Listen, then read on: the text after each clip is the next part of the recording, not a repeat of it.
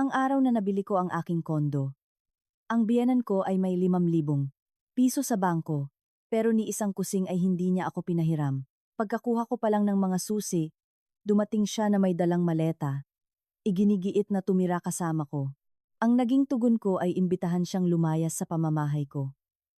Ang araw na hawakan ko ang mga susi at pumasok sa bago kong tahanan, ang tuwang naramdaman ko ay hindi kasing buo ng inasahan ko. Mayroong tila nakadagan sa aking dibdib. Isang halo ng ginhawa dahil naabot ko na rin sa wakas ang bagay na pinaghirapan ko ng maraming taon. At isang matinding pagod na para bang binalatan ako ng buhay noong mga nakaraang buwan. Halos wala pa akong oras na ibaba ang bag ko sa lapag o maupo man lang para huminga sandali nang umalingaw-ngaw sa labas ang kalampag ng mga gulong ng maleta sa tiles ng hallway. Isang ritmiko, metaliko, at nakakabinging tunog. Lumingon ako, at sa isang iglap ay nanigas ang aking katawan. Ang biyanan kong si Mama Rosa ay nakatayo sa mismong harapan ng pinto. Suot ang isang matingkad na pulang bestida, na para bang pupunta sa isang piyesta. Sa isang kamay, hila-hila niya ang isang maletang halos kasing laki niya, at sa kabila naman ay may bitbit na bag na parang puputok na sa dami ng laman. Sa likuran niya, buhat-buhat ng hipag kong si Bea, ang dalawang malalaking kahon, habang iginagala ang kanyang mga mata sa paligid, na para bang sinusuri ang isang ari-arian na pag-aari na niya. Bago pa ako makapagsalita, tuloy-tuloy na pumasok si Mama Rosa sa kondo, nang hindi man lang nagtatanong, walang pagbati, at hindi na hinintay na papasukin ko siya. Umikot siya sa sala. Mula kisame hanggang sahig ang tingin. Mula sa sofa hanggang sa TV rack. Hanggang sa tuluyang tumigil sa malaking bintana na nakaharap sa terrace. Tumango-tango siya at nagsalita nang may nakakagulat na kaswalidad na tila ba napagdesisyonan na ito noon pa man. Aba, hindi masama ang kondo. Mula ngayon, sa akin na ang kwartong nakaharap sa terrace. Kailangan ng mga matatanda ng sariwang hangin. Nakatayo lang ako roon. Hawak pa rin ang kumpol ng mga susi. Pakiramdam ko'y binuhusan ako ng malamig na tubig mula ulo hanggang paa. Hindi ako makapaniwala sa kakarinig ko lang. Ang kondo na ito kung saan kinailangan kong ibenta ang kotse kong pinakaiingatan, kung saan tinipid ko halos lahat ng personal kong gastusin, at nagtrabaho hanggang 1:00 o 2:00 ng madaling araw sa loob ng maraming buwan ng pagtitiis, ng pakikipagnegosasyon sa housing loan sa bangko, ng pagbibilang ng bawat piso. Walang sinuman sa pamilya ng asawa ko ang dumamay sa akin. At ngayon, papasok sila. At magsasalita na parang bahay na nila ito noon pa man. Ang asawa kong si Mateo, na nasa tabi ko, ay nagpakita ng panandali ang pagkailang. Pilit siyang ngumiti at mahinang nagsalita. Tila pinapakalma ako.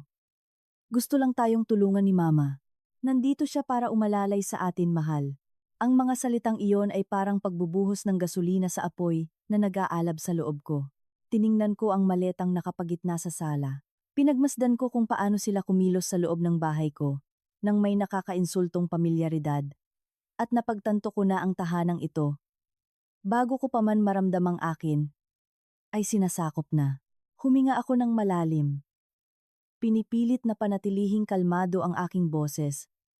At diretsyong nagtanong, Ma, bakit niyo po dinala ang mga gamit niyo? Lumingon siya at tiningnan ako na parang isang batang nagtanong ng isang napaka-obvious na bagay. Napakawalang pakialam ng boses niya kaya't nakakapanindig balahibo. Abay, para tumira kasama niyo. Para saan pa ba? May ambag din ang anak ko sa bahay na to, nanay niya ako. At karapatan, at obligasyon kong nandito ako.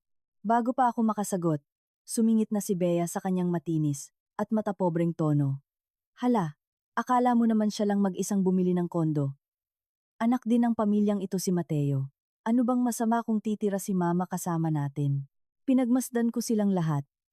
Ang paraan ng pagsasalita nila, ang pag-angkin nila sa espasyo ko, nang walang bahid ng hiya. Sa isip ko, sariwa at masakit kong naalala ang araw na umupo ako sa harap ni Mama Rosa at sa malumanay na boses ay humingi ng utang para makapagbayad ng paunang bayad sa kondo. Noong panahong iyon, Mayroon siyang 5,000 piso. Hindi ko hinihinging ibigay niya sa akin ng libre. Humihingi ako ng utang na may malinaw na kontrata at petsa ng pagbabayad. Pero tiningnan niya ako, ngumiti ng may panghahamak, at binitawan ang mga salitang hanggang ngayon ay tandang-tanda ko pa. Ang pera ko ay para sa pagreretiro ko, hindi para ipang negosyo ng ibang tao. Ibang tao. Lumalabas na sa paningin niya. Kailanman ay hindi ako naging pamilya. Ang bikig sa lalamunan ko ay lalong lumaki, kaya't nanginginig ang aking mga kamay. Gayunpaman, hindi ko alam kung paano, ngunit lumabas ang boses ko na nakakagulat na malamig. Lumapit ako sa mesa at ibinaba ang kumpol ng mga susi. Ang tunog ng metal sa kahoy ay umalingaw-ngaw sa gitna ng katahimikan ng silid. Tinitigan ko siya sa mga mata, at sinabi ng dahan-dahan, ninanamnam ang bawat salita. Nang kailangan ko kayo, mayroon kayong 5,000,000 piso, at hindi ninyo ako pinahiram, kahit isang kusing. Ngayong nakuha ko na ang mga susi, bigla kayong dadating na may dalang maleta para igiit ang pwesto ninyo. Huminto ako at nagpatuloy ng hindi tinataasan ng boses. Pero may sapat na diin para marinig ng malinaw ng lahat sa kwarto. Pasensya na po, pero nakikiusap ako na lumabas kayo sa pamamahay ko. Tila nanigas ang hangin sa paligid. Nanlaki ang mga mata ng asawa ko, at napanganga na walang masabi. Napasinghap si Bea. Hindi makapaniwalang nangahas akong magsabi ng ganoon. Samantalang si Mama Rosa, namula ang mukha niya sa galit at ang kanyang ekspresyon ay mabilis na nagbago mula sa gulat patungo sa galit. At mula sa galit patungo sa isang bagay na tunay na nakakatakot. Hindi kailanman, sa lahat ng taon ko, bilang manugang niya, ko siya kinausap ng ganoon. Palagi akong nagpaparaya, palagi akong umaatras, sinasabihan ng sarili ko na palampasin na lang para mapanatili ang tinatawag naming pamilya. Pero nang sandaling iyon, nakatayo sa bahay na naipundar ko gamit ang sarili kong pawis. Nakikita ang mga taong hindi man lang ako tinulungan na pumasok ng may arogansya para mag-angkin ng pwesto. Alam ko na kung aatras ako ulit, mawawala sa akin ang lahat. Nang araw na iyon sa bahay na amoy sariwang pintura pa, sa gitna ng katahimikang napakabigat na mahirap huminga, isang bagay ang natiyak ko. Ang pagsasama namin ng asawa ko ay umabot na sa puntong hindi na maibabalik pa, at ang mga salita ko ay hindi ang katapusan. Iyon ay simula pa lamang ng mga serye ng pangyayari, na kahit sila ay hindi inaasahan. Nakatayo sa bago kong bahay. Umaalingaw-ngaw ang sarili kong mga salita. Napakalamig na, pati ako ay nagulat. Bigla kong naalala ang isang malayong nakaraan. Marahil kung hindi ako umabot sa sagad na limitasyong ito.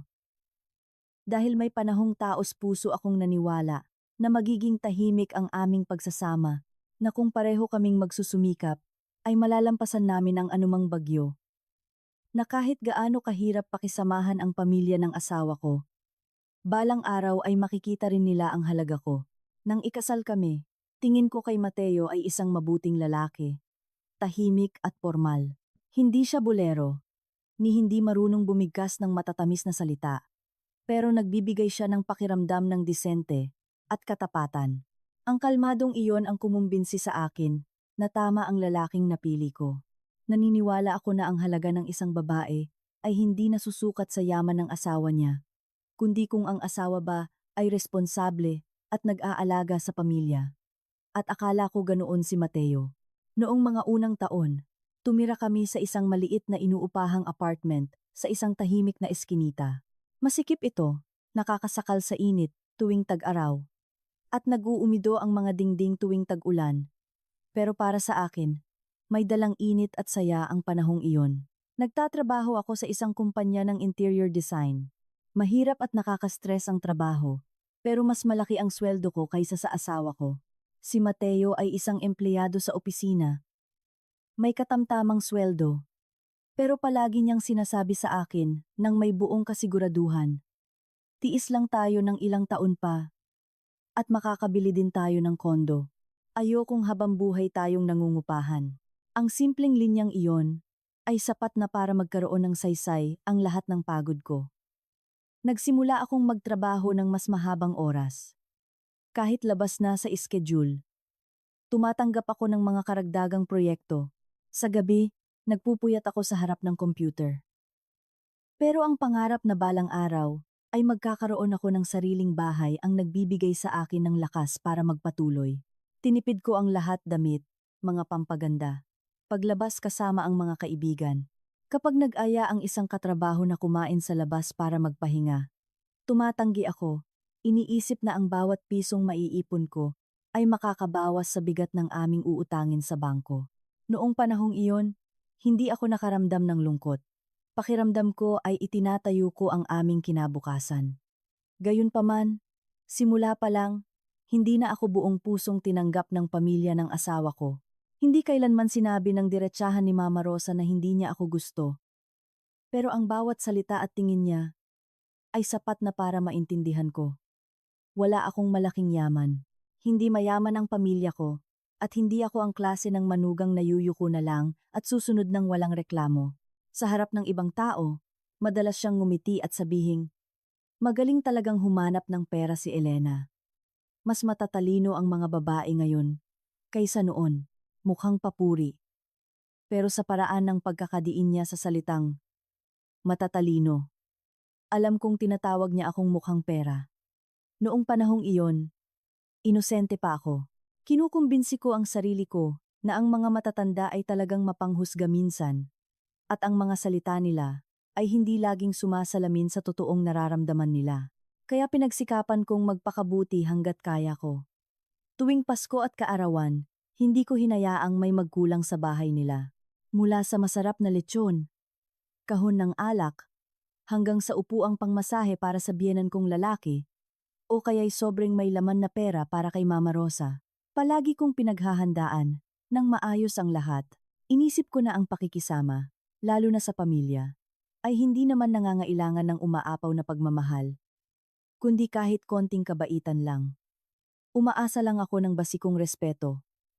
Kapalit nito, mahilig ipagmalaki ng biyenan ko sa harap ng mga kamag-anak na may naipon siya, may pera sa bangko, at may sapat na pondo para tulungan ang mga anak niya sa oras ng kagipitan. Sa tuwing naririnig ko iyon, napapanatag ako. Hindi sa umaasa akong aasa sa kanya. Pero naisip ko lang na kung sakaling magkaroon kami ng matinding problema, hindi magsasawalang kibo ang pamilya ng asawa ko. Akala ko manugang ako ng isang praktikal, pero may pusong pamilya. Ngayon, kapag naaalala ko, naiisip ko kung gaano ako katanga. Habang tumatagal, lalong luminaw na eksperto ang biyenan ko sa pagkalkula ng pakinabang sa lahat ng bagay. Para sa kanya, ang pagbibigay ng isang bagay ay laging nangangahulugan ng pagtanggap ng mas malaking kapalit. Kung tutulong siya ngayon sa isang tao, bukas ay ikukwento niya ito ng 10 beses para malaman ng lahat kung gaano siya kabait. Minsan, binilhan ko siya ng isang magandang kalidad na jacket dahil napansin kong lumalamig na ang panahon. Pero nang may bumisitang mga kamag-anak, nakangiti niyang sinabi, siya ang bumili nito, pero siguradong pera ito ng asawa niya. Bakit? Magkano lang ba ang kayang kitain ng isang babae? Nasa kusina ako, at narinig ko ang bawat salita. Iyon ang unang pagkakataon na naintindihan ko na para sa kanya. Kahit gaano pa kalaki ang pagsisikap ko, maaari itong balewalain. Gamit ang ilang salita lamang. Ang asawa ko naman, palaging pumoposisyon sa gitna, sa pinaka nakakapagod na paraan. Hindi naman sa kumakampi siya sa nanay niya, pero hindi rin niya ako matapang na ipinagtatanggol. Sa tuwing may sasabihing nakakasakit ang nanay niya, dadalhin niya ako sa ibang kwarto at ibubulong. Matanda na si Mama. Wala siyang masamang intensyon. Paulit-ulit niyang sinabi ang linyang iyon hanggang sa tumagal. Hindi na ito nakakagaan ng loob. At naramdaman ko na lang na pinipilit niya akong lunukin muli ang galit ko. Sa kabila ng lahat, sinubukan kong panatilihing buo ang pamilya. Naisip ko na ang pagkakaroon ng mahirap na biyenan ay normal, at hanggat pareho kami ng asawa ko na sumasagwan sa iisang direksyon, maaayos din ang lahat. Ibinaon ko ang lahat ng pag-asa ko sa magiging bahay namin, bilang paraan ng pagtakas. Naniwala ako na kapag may sarili na kaming espasyo, may pintong maisasara para protektahan ang aming likuran, mababawasan ang hidwaan. Mas magiging madali ang aming pagsasama, at magiging mas matibay si Mateo kapag may tahanan na kaming dalawa ang nagtayo. Kaya maaga akong nagsimulang mag-ipon para sa kondo. Mahigpit na inorganisa ang pananalapi mga gastusin sa bahay. Ipon. Pondo para sa emergency. Ang magiging pambayad sa bangko. Inililista ko ang lahat. May mga buwan na umuuwi ako ng gabi na, patay sa gutom. Pero nagtitiis sa simpleng sabaw para lang hindi gumastos.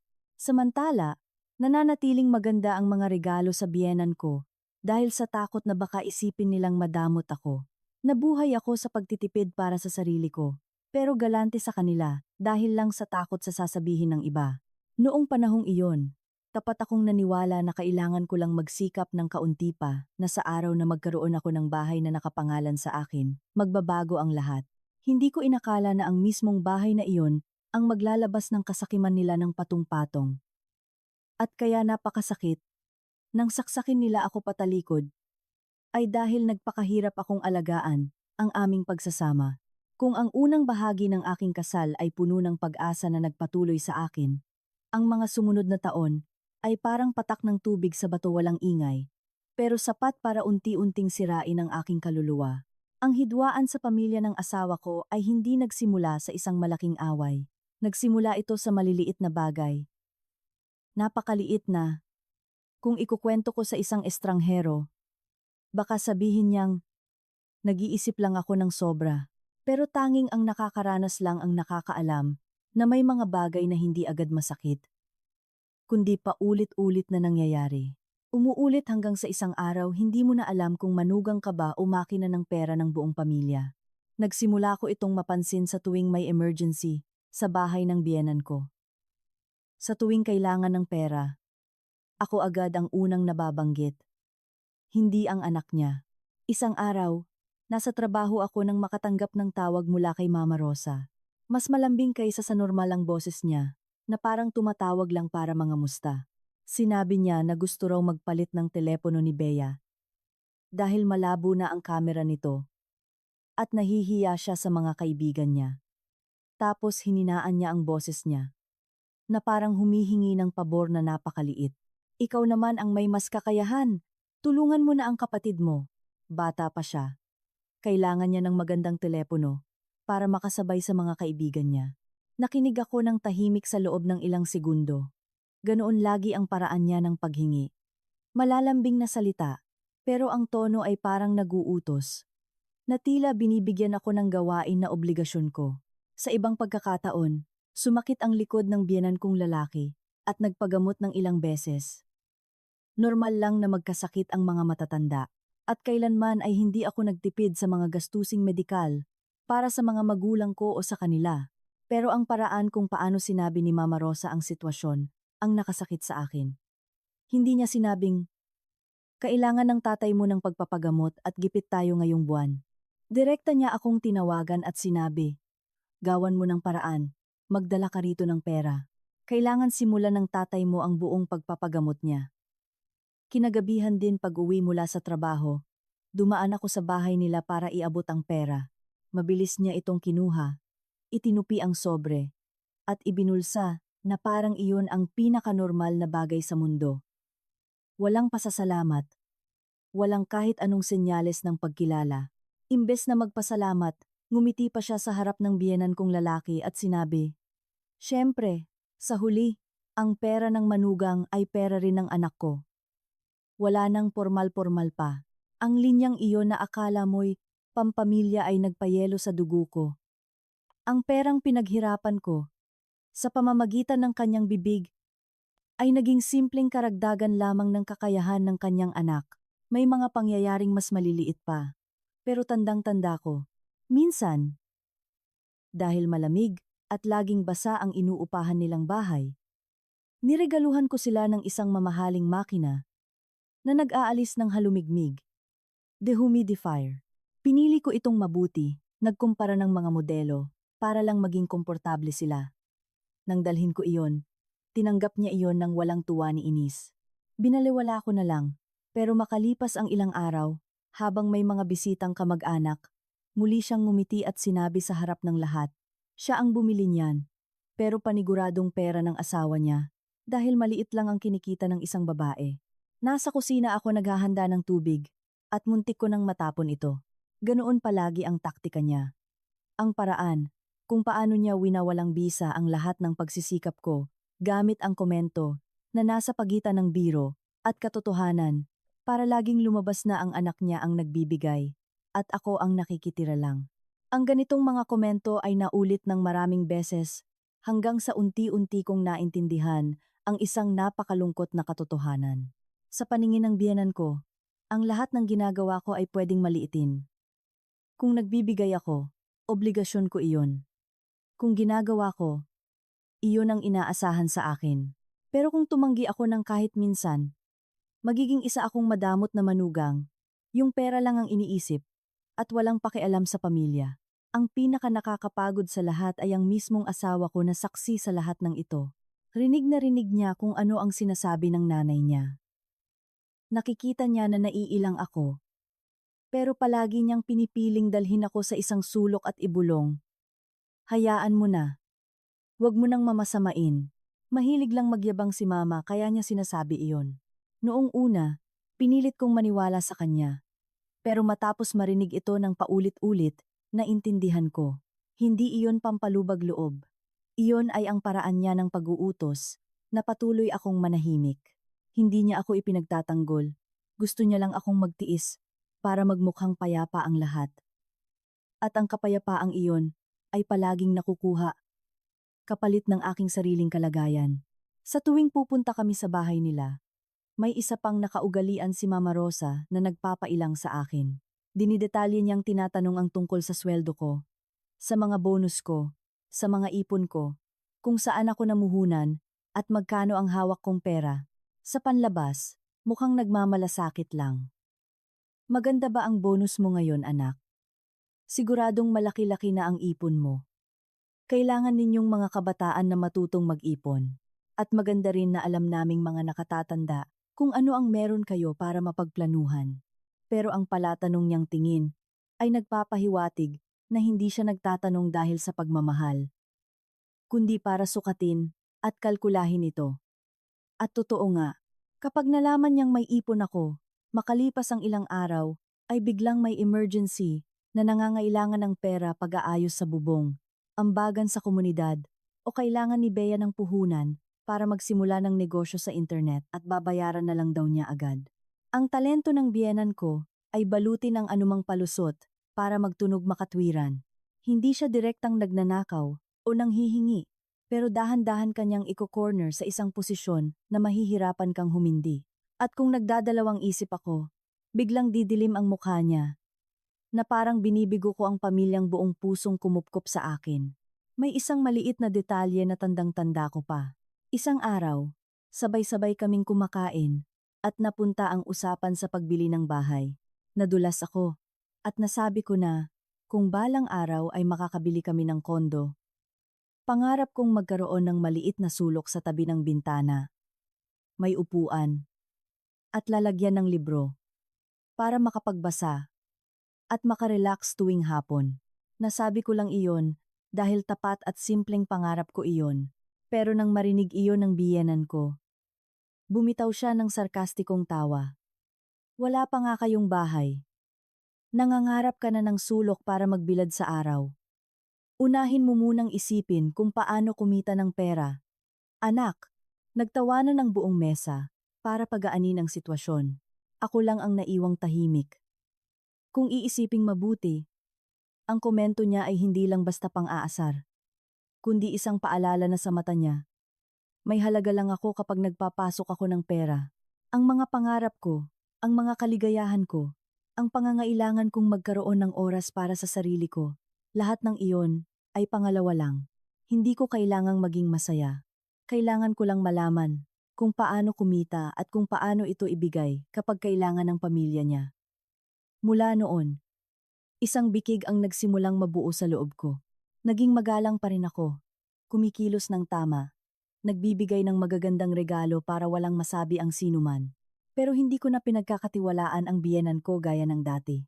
Nagsimula ko ring makita ng malinaw ang kahinaan ng asawa ko. Yung klaseng kahinaan na sa katagalan ay nagpaparamdam sa isang babae na wala siyang kakampi.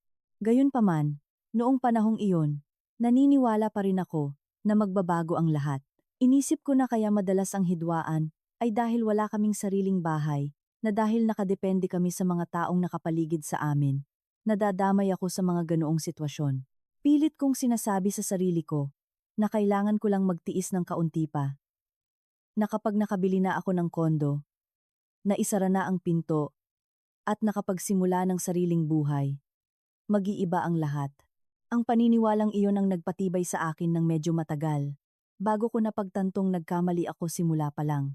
At dahil nga kumakapit pa ako sa inosenteng paniniwalang iyon, nang dumating ang totoong pagkakataon para makabili ng kondo, inisip ko na iyon na ang magpapabago sa buhay namin.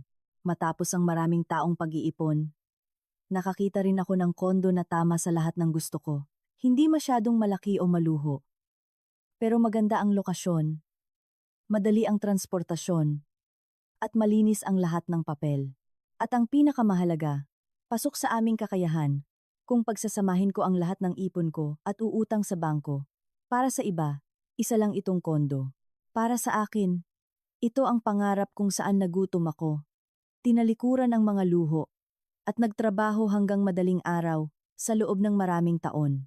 Dinala ko ang lahat ng papeles sa bahay at umupo para kwentahin ang bawat detalye. Sakop ng ipon ko ang malaking bahagi nito. At kaya na ng bangko pondohan ang natitira.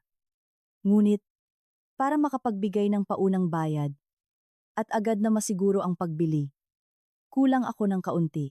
Hindi naman ganoon kalaki para maging imposible, pero hindi rin ganoon kaliit para mahagilap ko agad sa loob ng isang araw. Ilang araw ko itong pinag-isipan. Ayokong mangutang ng mabilisan dahil sa taas ng interes. At ayoko ring mangutang sa mga kaibigan at magkautang na loob. Ang tanging pagpipilian ko na lang ay ang pamilya ng asawa ko. Sa totoo lang, kung ako lang ang masusunod, hindi ko ibubuka ang bibig ko. Hindi dahil sa pagmamataas, kundi dahil kilalang kilala ko na ang biyenan ko. Pero si Mateo ang nagmungkahi noon. Umupo siya sa tabi ko habang tinitingnan ang papel na puno ng numero at sinabing, "May ipon si Mama. Kung hihiram tayo sa kanya ng ilang buwan, siguradong tutulungan niya tayo. Total, para naman makapagsimula tayo ng maayos." Tinitigan ko siya ng matagal. Kinukumpirma kung tama ba ang narinig ko. Nang makita ang pag-aalinlangan ko, idinagdag niya, "Masyado mong dinidibdib ang lahat. Utang ito. Hindi natin hinihinging ibigay niya. Pamilya natin siya. Sa tingin mo ba talaga hindi niya tayo tutulungan na makabili ng bahay?" Ang mga salitang iyon ang nagpapayag sa akin at nagpatango. Naisip ko na, baka nga dapat kong subukan. Tutal, hindi naman ito personal na luho.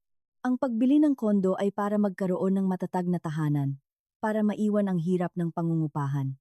Sinabi ko pa nga sa sarili ko na baka ito na ang pagkakataon para tingnan ako ng biyenan ko sa ibang paraan, para hindi na niya ako ituring na ibang tao. Nang araw na pumunta kami sa bahay nila, nagdala ako ng isang tray ng matamis na kakanin. Pagdating namin, umupo ako, at nang may buong pag-iingat, sinimulan kong ipaliwanag ang sitwasyon. Pinipili ang mga salita para walang masabi na wala akong respeto. Malinaw kong ipinaliwanag na pansamantalang pautang lamang iyon para sa paunang bayad, na babayaran ko iyon sa loob ng ilang buwan, at handa akong pumirma ng kontrata na may eksaktong petsa ng pagbabayad. Inalok ko pa nga na babayaran ko siya ng mas mataas na interes kaysa sa bangko. Nagsalita ako ng malinaw dahil gusto kong maintindihan nila na lumapit ako bilang isang taong pormal na nangungutang, hindi para mamalimos. Noong una, nakikinig si Mama Rosa.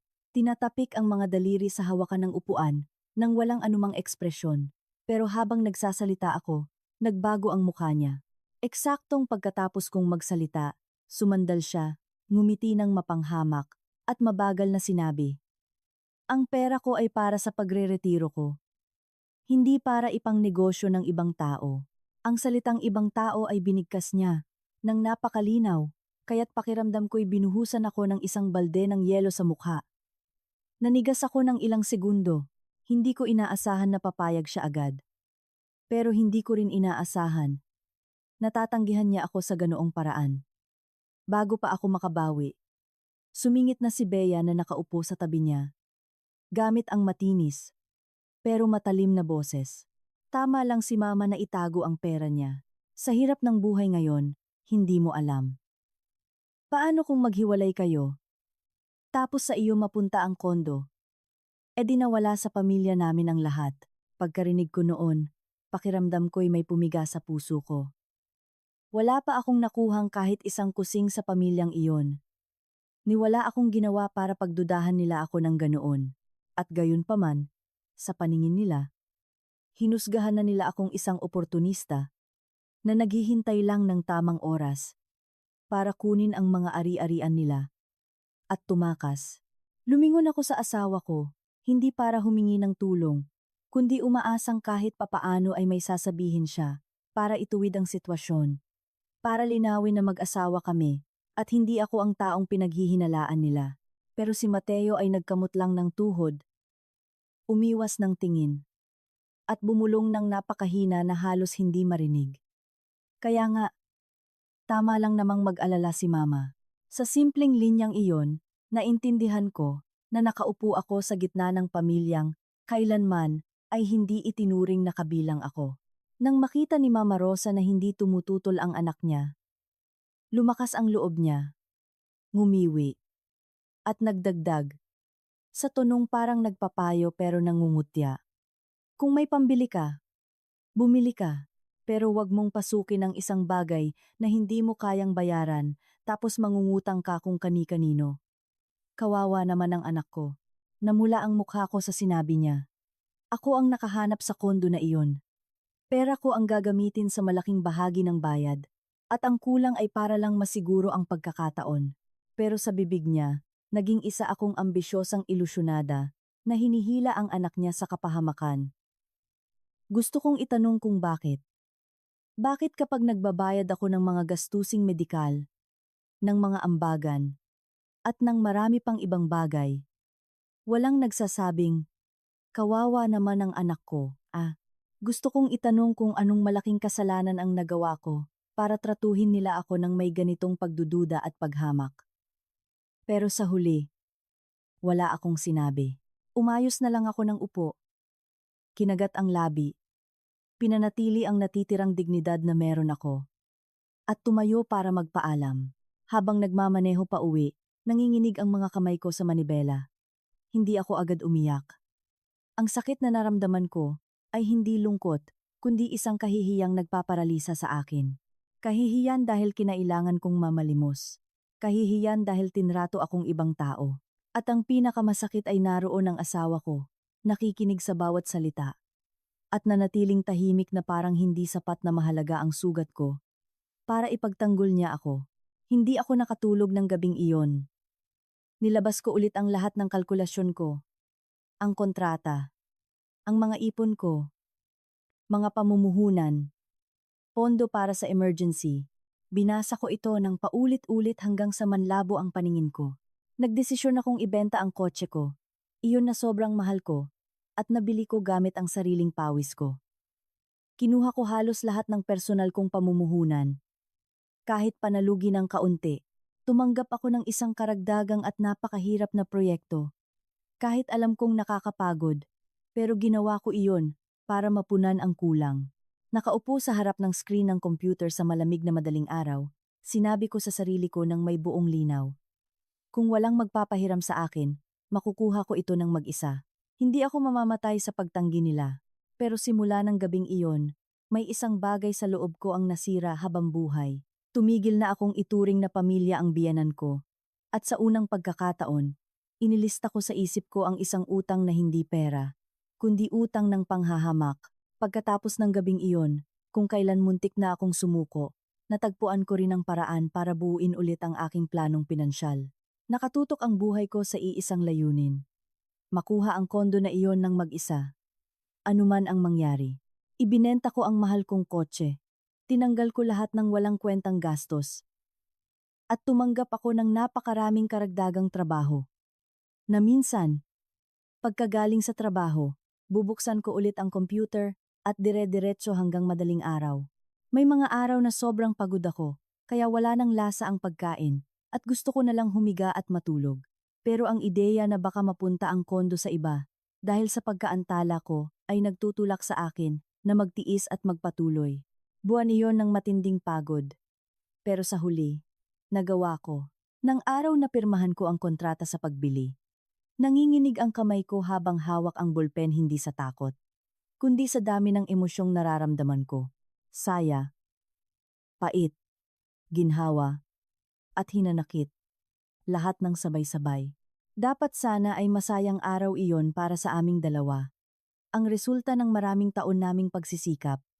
Pero nang sandaling iyon, alam kong ang kondo na ito ay naabot ko ng mag-isa, gamit ang hindi pangkaraniwang pagsisikap. Ang lalaking katabi ko ay legal kong asawa. Pero sa biyaheng ito, halos buong oras, naglakad ako ng mag-isa. Gayunpaman, sinubukan ko pa ring huwag palalain ang sitwasyon. Ayokong gawing larangan ng digmaan sa pamilya namin ang pera. Kaya pagkatapos ng lahat ng papeles, binalitaan ko ang mga magulang ng asawa ko. Inisip ko na kahit hindi ako pinahiram ni Mama Rosa, at kahit alam ko na ang totoong ugali niya, kahit papaano, bilang mga magulang, ay matutuwa silang nagkaroon na ng bahay ang mga anak nila. Hindi ako umaasang makikibahagi sila sa saya ko, kahit konting disensya lang sana, para patuloy akong maniwala na hindi naman ganoon kalupit ang sitwasyon. Pero nagkamali ako. Nang araw na iyon, nagdala ako ng prutas sa bahay nila.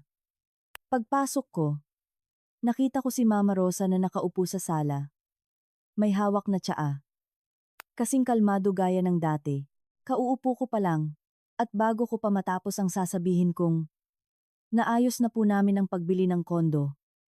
Tumingin siya sa akin, at nagtanong na walang ni isang salitang pagbati. Kung ganoon, magkano ang inabot ninyo? Kaninong pangalan nakapangalan ang titulo? Napatigil ako sa tanong niya. Tinitigan ko siya, at naramdaman kong may gumuho sa loob ko. Lumalabas na iyon lang ang mahalaga sa kanya, hindi kung paano ko iyon nakuha, o kung gaano ako naghirap, o nasa wakas ay may matatag na kaming matitirhan. Ang mahalaga lang sa kanya ay kung kaninong pangalan ang nakasulat sa papel na iyon. Sinagot ko siya ng totoo, dahil nang sandaling iyon, naisip ko na walang kwenta kung itatago ko pa. Ipinaliwanag ko na ang malaking bahagi ng pera ay galing sa ipon ko, at para mapabilis ang legal na proseso, sa akin nakapangalan ang titulo.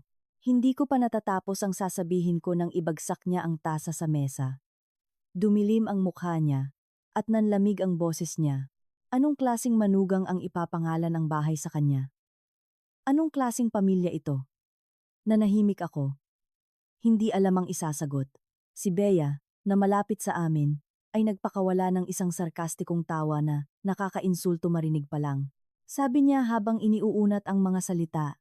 Sabi niya para raw sa pamilya ang pagbili. Pero sa huli, ipinangalan sa kanya lahat. May nagbara sa lalamunan ko. Napakaraming buwang nagpakapagod makuha lang ang kondo na iyon. Napakaraming taon ng pagtitiis sa pamilyang ito. At sa mata nila, ang lahat ng iyon ay pagiging magaling lang. Walang nagtanong kung ano ang sinakripisyo ko. Walang kumilala sa paghihirap ko. Doon na nagsalita si Mateo. Pero hindi para ipagtanggol ako. Hinila niya ako sa kusina. At bumulong. Na parang nagsasabi ng napakamakatwirang bagay. Bakit hindi mo na lang idagdag ang pangalan ko sa titulo para mapanatag si Mama? Tutal. Bahay naman nating dalawa iyon. Wala namang kaso kung kanino nakapangalan. Bigla ko siyang tiningnan. Sandali akong hindi makapaniwala na siya ang nagsasabi nito. Tinanong ko siya ng diretsahan. Nang kailangan ko ng pera, hindi mo ako matulungan. Nang tinanggihan ako ng nanay mo, nanahimik ka. At ngayong nabili ko na ang kondo, biglang nag-aalala kayong lahat kung anong pangalan ang nasa titulo? Namutla ang mukha niya. Pero imbes na mahiya, sumimangot siya. At sinumbatan ako. Masyado kang nagkukuwenta. Kung ang mag-asawa ay magsisimulang magkwenta ng ganyan, nasaan ang pagmamahal? Gusto kong tumawa at umiyak ng sabay. Lumalabas na kapag ako ang pumapasan sa lahat ng hirap, normal lang iyon, pero kapag pinoprotektahan ko ang bunga ng paghihirap ko, nagiging nagkukuwenta ako. Tuluyang sumabog ang tensyon noong hapunan ng gabing iyon. Naroon silang lahat, ang biyenan kong lalaki, ang biyenan kong babae, ang asawa ko, at si Bea. Mabigat na ang hangin simula pa lang. Alam kong hindi nila kinakalimutan ang isyu sa kondo. At tulad ng inaasahan ko, ibinaba ni Mama Rosa ang mga kubyertos niya. Tinitigan ako. At sinabi sa harap ng lahat, gamit ang napakalupit na boses na nakakapanlamig ng dugo. Ang mga babaeng tulad mo, nag-iipon lang ng pera at ari-arian para palayasin ang anak ko sa kalsada pagdating ng panahon. Ang mga salitang iyon ay parang sampal. Ang lahat ng pasensya na naipon ko ay tuluyang nasira. Tumingala ako. At sa unang pagkakataon, ay sinagot ko siya sa hapagkainan, nang walang paligoy-ligoy. Kung napakasama ko palang tao sa paningin ninyo, hindi na sana ninyo tinanggap ang mga regalo ko. Pati ang pera na ibinigay ko sa inyo, at hindi ninyo sana hinayaan na sagutin ko ang napakaraming problema sa pamilyang ito. Nagkaroon ng nakakabinging katahimikan. Pinalo ng biyenan kong lalaki ang mesa. At sinigawan akong bastos daw ako. Agad na tumalon si Bea para ipagtanggol ang nanay niya. Namumula ang mukha sa galit, na para bang siya ang ininsulto. At si Mateo, imbes na mamagitan ng patas, humarap sa akin, at sinumbatan ako sa paggawa ng iskandalo. Sinasabing hindi ako marunong rumespeto sa mga nakatatanda. Nang sandaling iyon, kinorner nila akong apat. Ginawa akong may kasalanan dahil lang sa tumanggi akong ibigay sa kanila ang bunga ng pinaghirapan ko. Nang gabing iyon, pagbalik ko sa maliit naming inuupahang apartment, nilabas ko ang kontrata sa pagbili at ipinatong sa mesa. Tinitigan ko iyon ng matagal. Nanginginig ang mga kamay ko. Dapat sana'y nagpapasaya sa akin ang hawak ang kontratang ito. Pero nang gabing iyon, matinding sakit ang naramdaman ko. Napagtanto ko na ang kondo na ito ay hindi lang basta bahay na kakahugot ko lang. Isa itong pagsubok. At sa loob ng isang araw, tuluyang nahubaran ng maskara ang totoong kulay ng pamilya ng asawa ko. Mula sa sandaling iyon, gumuhit ako ng linya sa isip ko. Pwede pa akong magtiis ng kaunti para hindi umabot sa sukdulan ang lahat, pero pinangako ko sa sarili ko ang isang bagay. Kailanman ay hindi ko hahayaan ang kahit sino na gawin ang bahay na pinagbayaran ko ng dugo, pawis, at sarili kong dignidad, bilang isang lugar kung saan papasok sila, para pangaralan ako tungkol sa buhay. Noong panahong iyon, naisip ko lang na isa itong paraan ng pagprotekta sa sarili ko. Hindi ko inakala na ang parehong pangakong iyon ay babalik sa isip ko ng buo, habang nasa gitna ng bago kong bahay. Naririnig ang tunog ng maletang hinihila sa sahig, at nakikita ang makapal na mukha ng mga taong nag-aakalang walang hanggan ang pasensya ko. Pagkatapos ko lang magsalita, parang nagyelo ang buong bahay ng ilang segundo. Walang nag-akala na magiging ganoon ako kadirekta. Lalo na sa araw na kakalipat ko pa lang sa kondo. Pero ang katahimikang iyon ay hindi tumagal. Makalipas ang isang iglap, ibinagsak ni Mama Rosa ang maleta niya sa sahig. Umalingaw-ngaw ang nakakairitang tunog sa espasyong wala pang laman. Saka siya sumigaw. Namumula ang mukha sa galit. Ang lakas ng loob mong palayasin ang biyenan mo sa bahay? Wala kang modo. Makapalang mukha mo. Ang matinis at nakakahiwang sigaw niya ay pumuno sa hangin, na nagpabigat sa tensyon at naging mahirap huminga.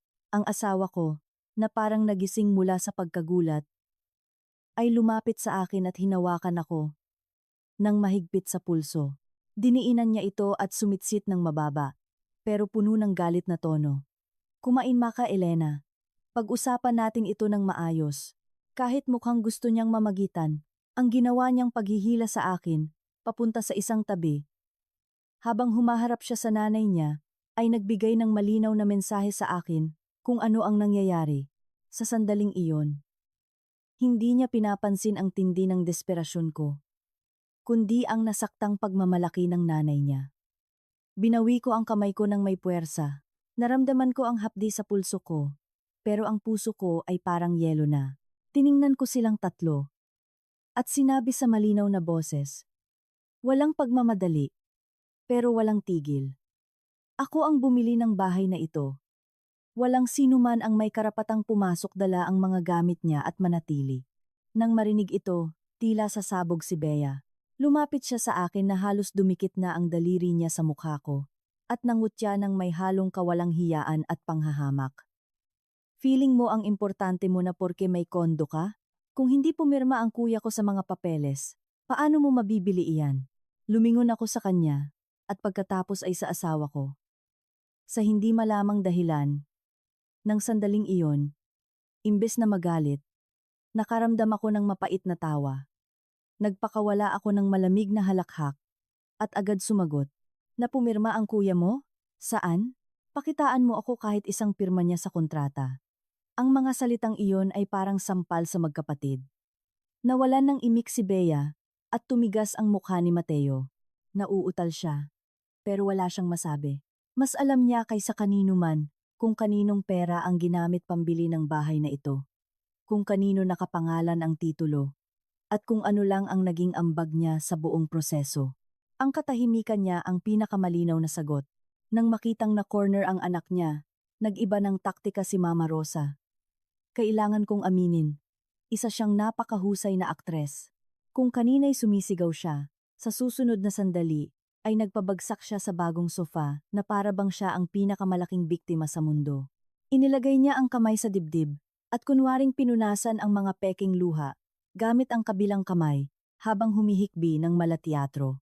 Pinalaki ko ang anak ko para lang kapag nag-asawa siya, palalayasin ng asawa niya ang nanay niya sa kalsada. Diyos ko, napakalaswang buhay naman nito. Ang iyak niya ay hindi dahil sa sakit.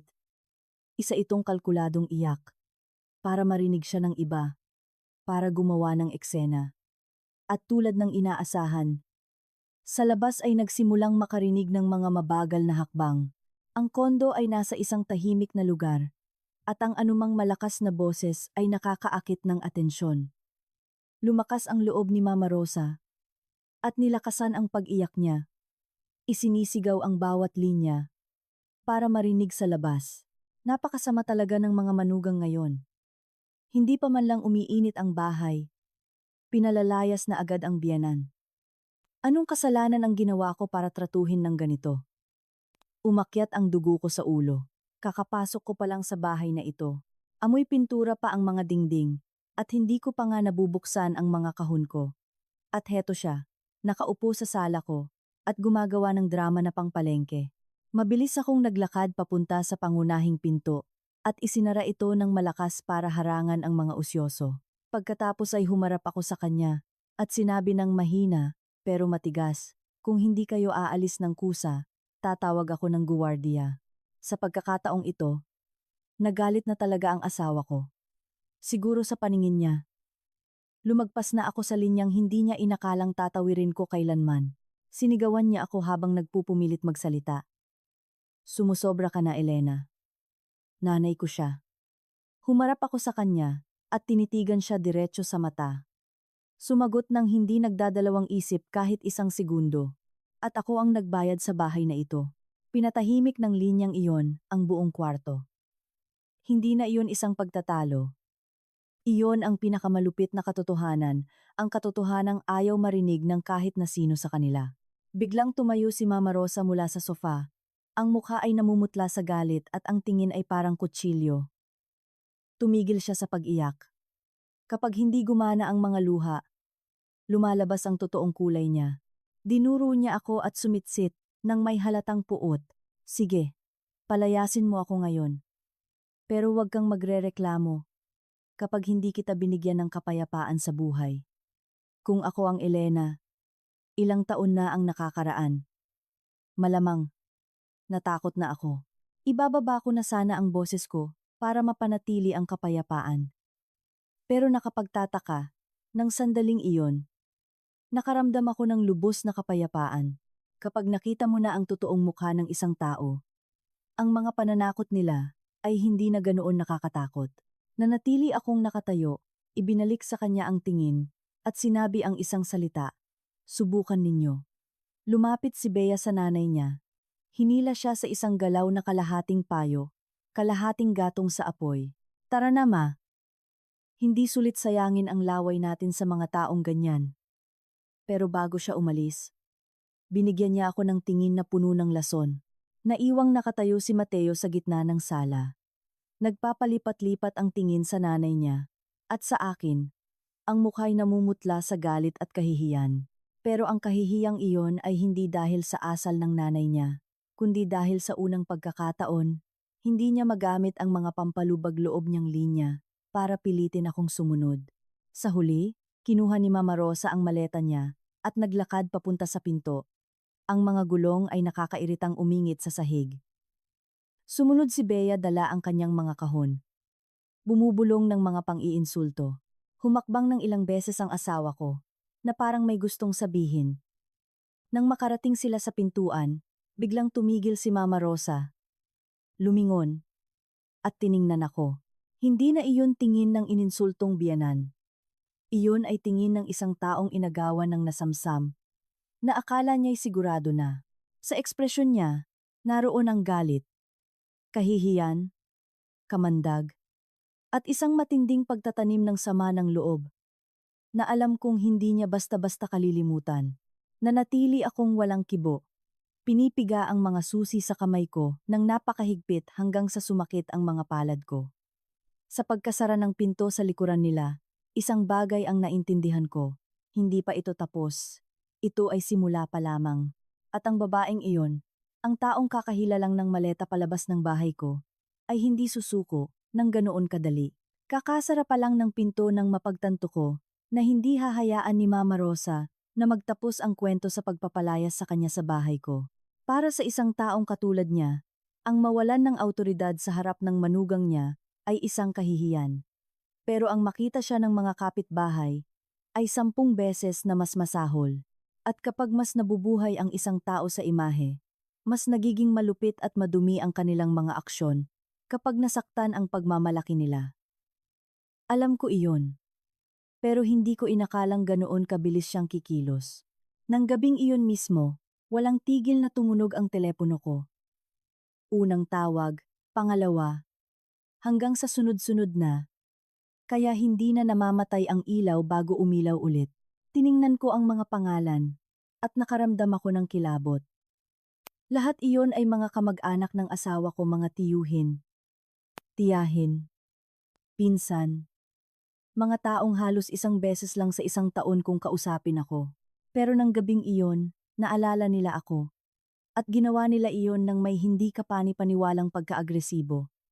Pagkasagot ko pa lang, Elena, hindi katanggap-tanggap ang ginawa mo.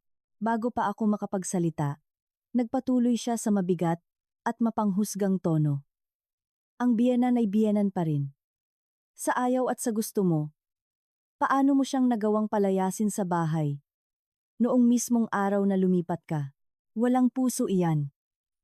Hawak ko ang telepono na tulala. Wala pa akong kinukwentuhan ng nangyari. Ni hindi pa ako nakaupo para ayusin ang sarili kong isip pagkatapos ng komprontasyon, pero malinaw na kumalat na agad ang kwento. At syempre, sa bersyon na gustong ikwento ni Mama Rosa, natapos ang isang tawag at nagsimula ang isa pa. May iba pa ngang hindi na nag-abalang magtanong. Sinigawan na lang ako agad pagkakasabi ko pa lang ng hello. Ang balita ko, pinalayas mo raw ang biyenan mo sa kalsada. Pagbabayaran din ng mga taong tulad mo ang ginawa nila. Tahimik ako ng matagal pagkatapos ng tawag na iyon. Hindi dahil wala akong maisagot, kundi dahil napagtanto ko na ang bilis ng paninira ng pamilya ng asawa ko ay higit pa sa inaakala ko.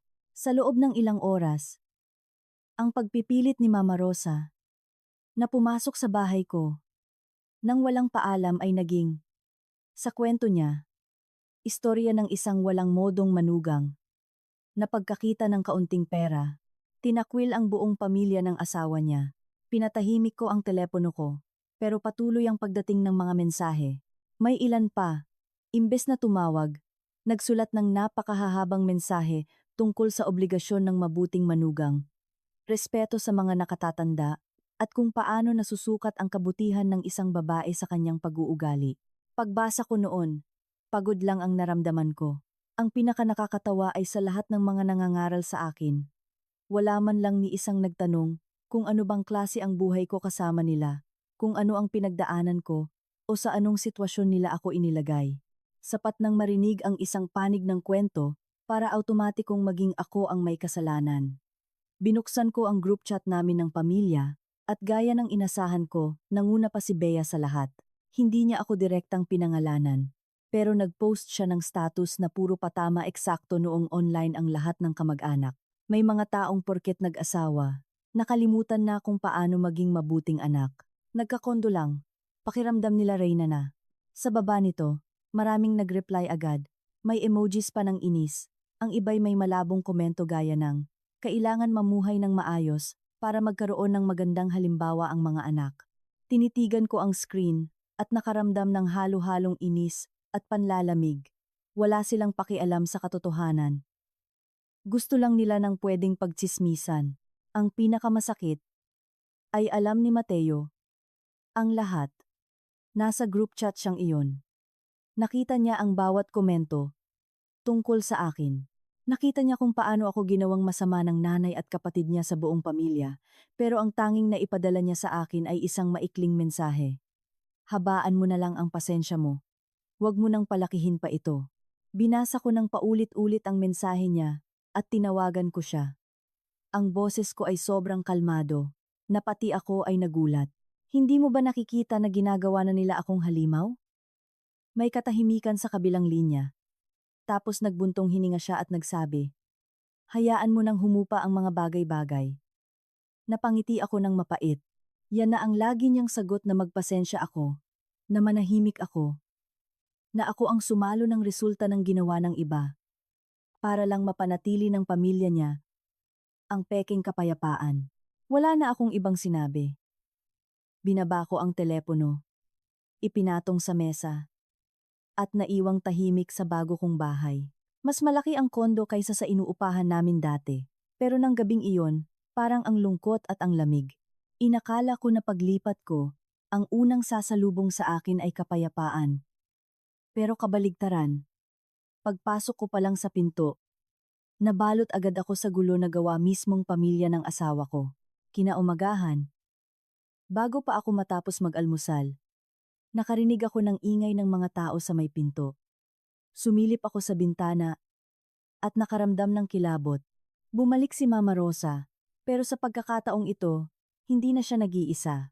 Kasama niya ang dalawang tiyahin ni Mateo, isang matandang tiyuhin, at si Bea. Nakatayo sila sa harap ng pinto ko, hindi agad sumisigaw. Pero ang pagpila nila ay sapat na para malaman ng buong paligid na may nangyayari. Lumabas ako at binuksan ang pinto.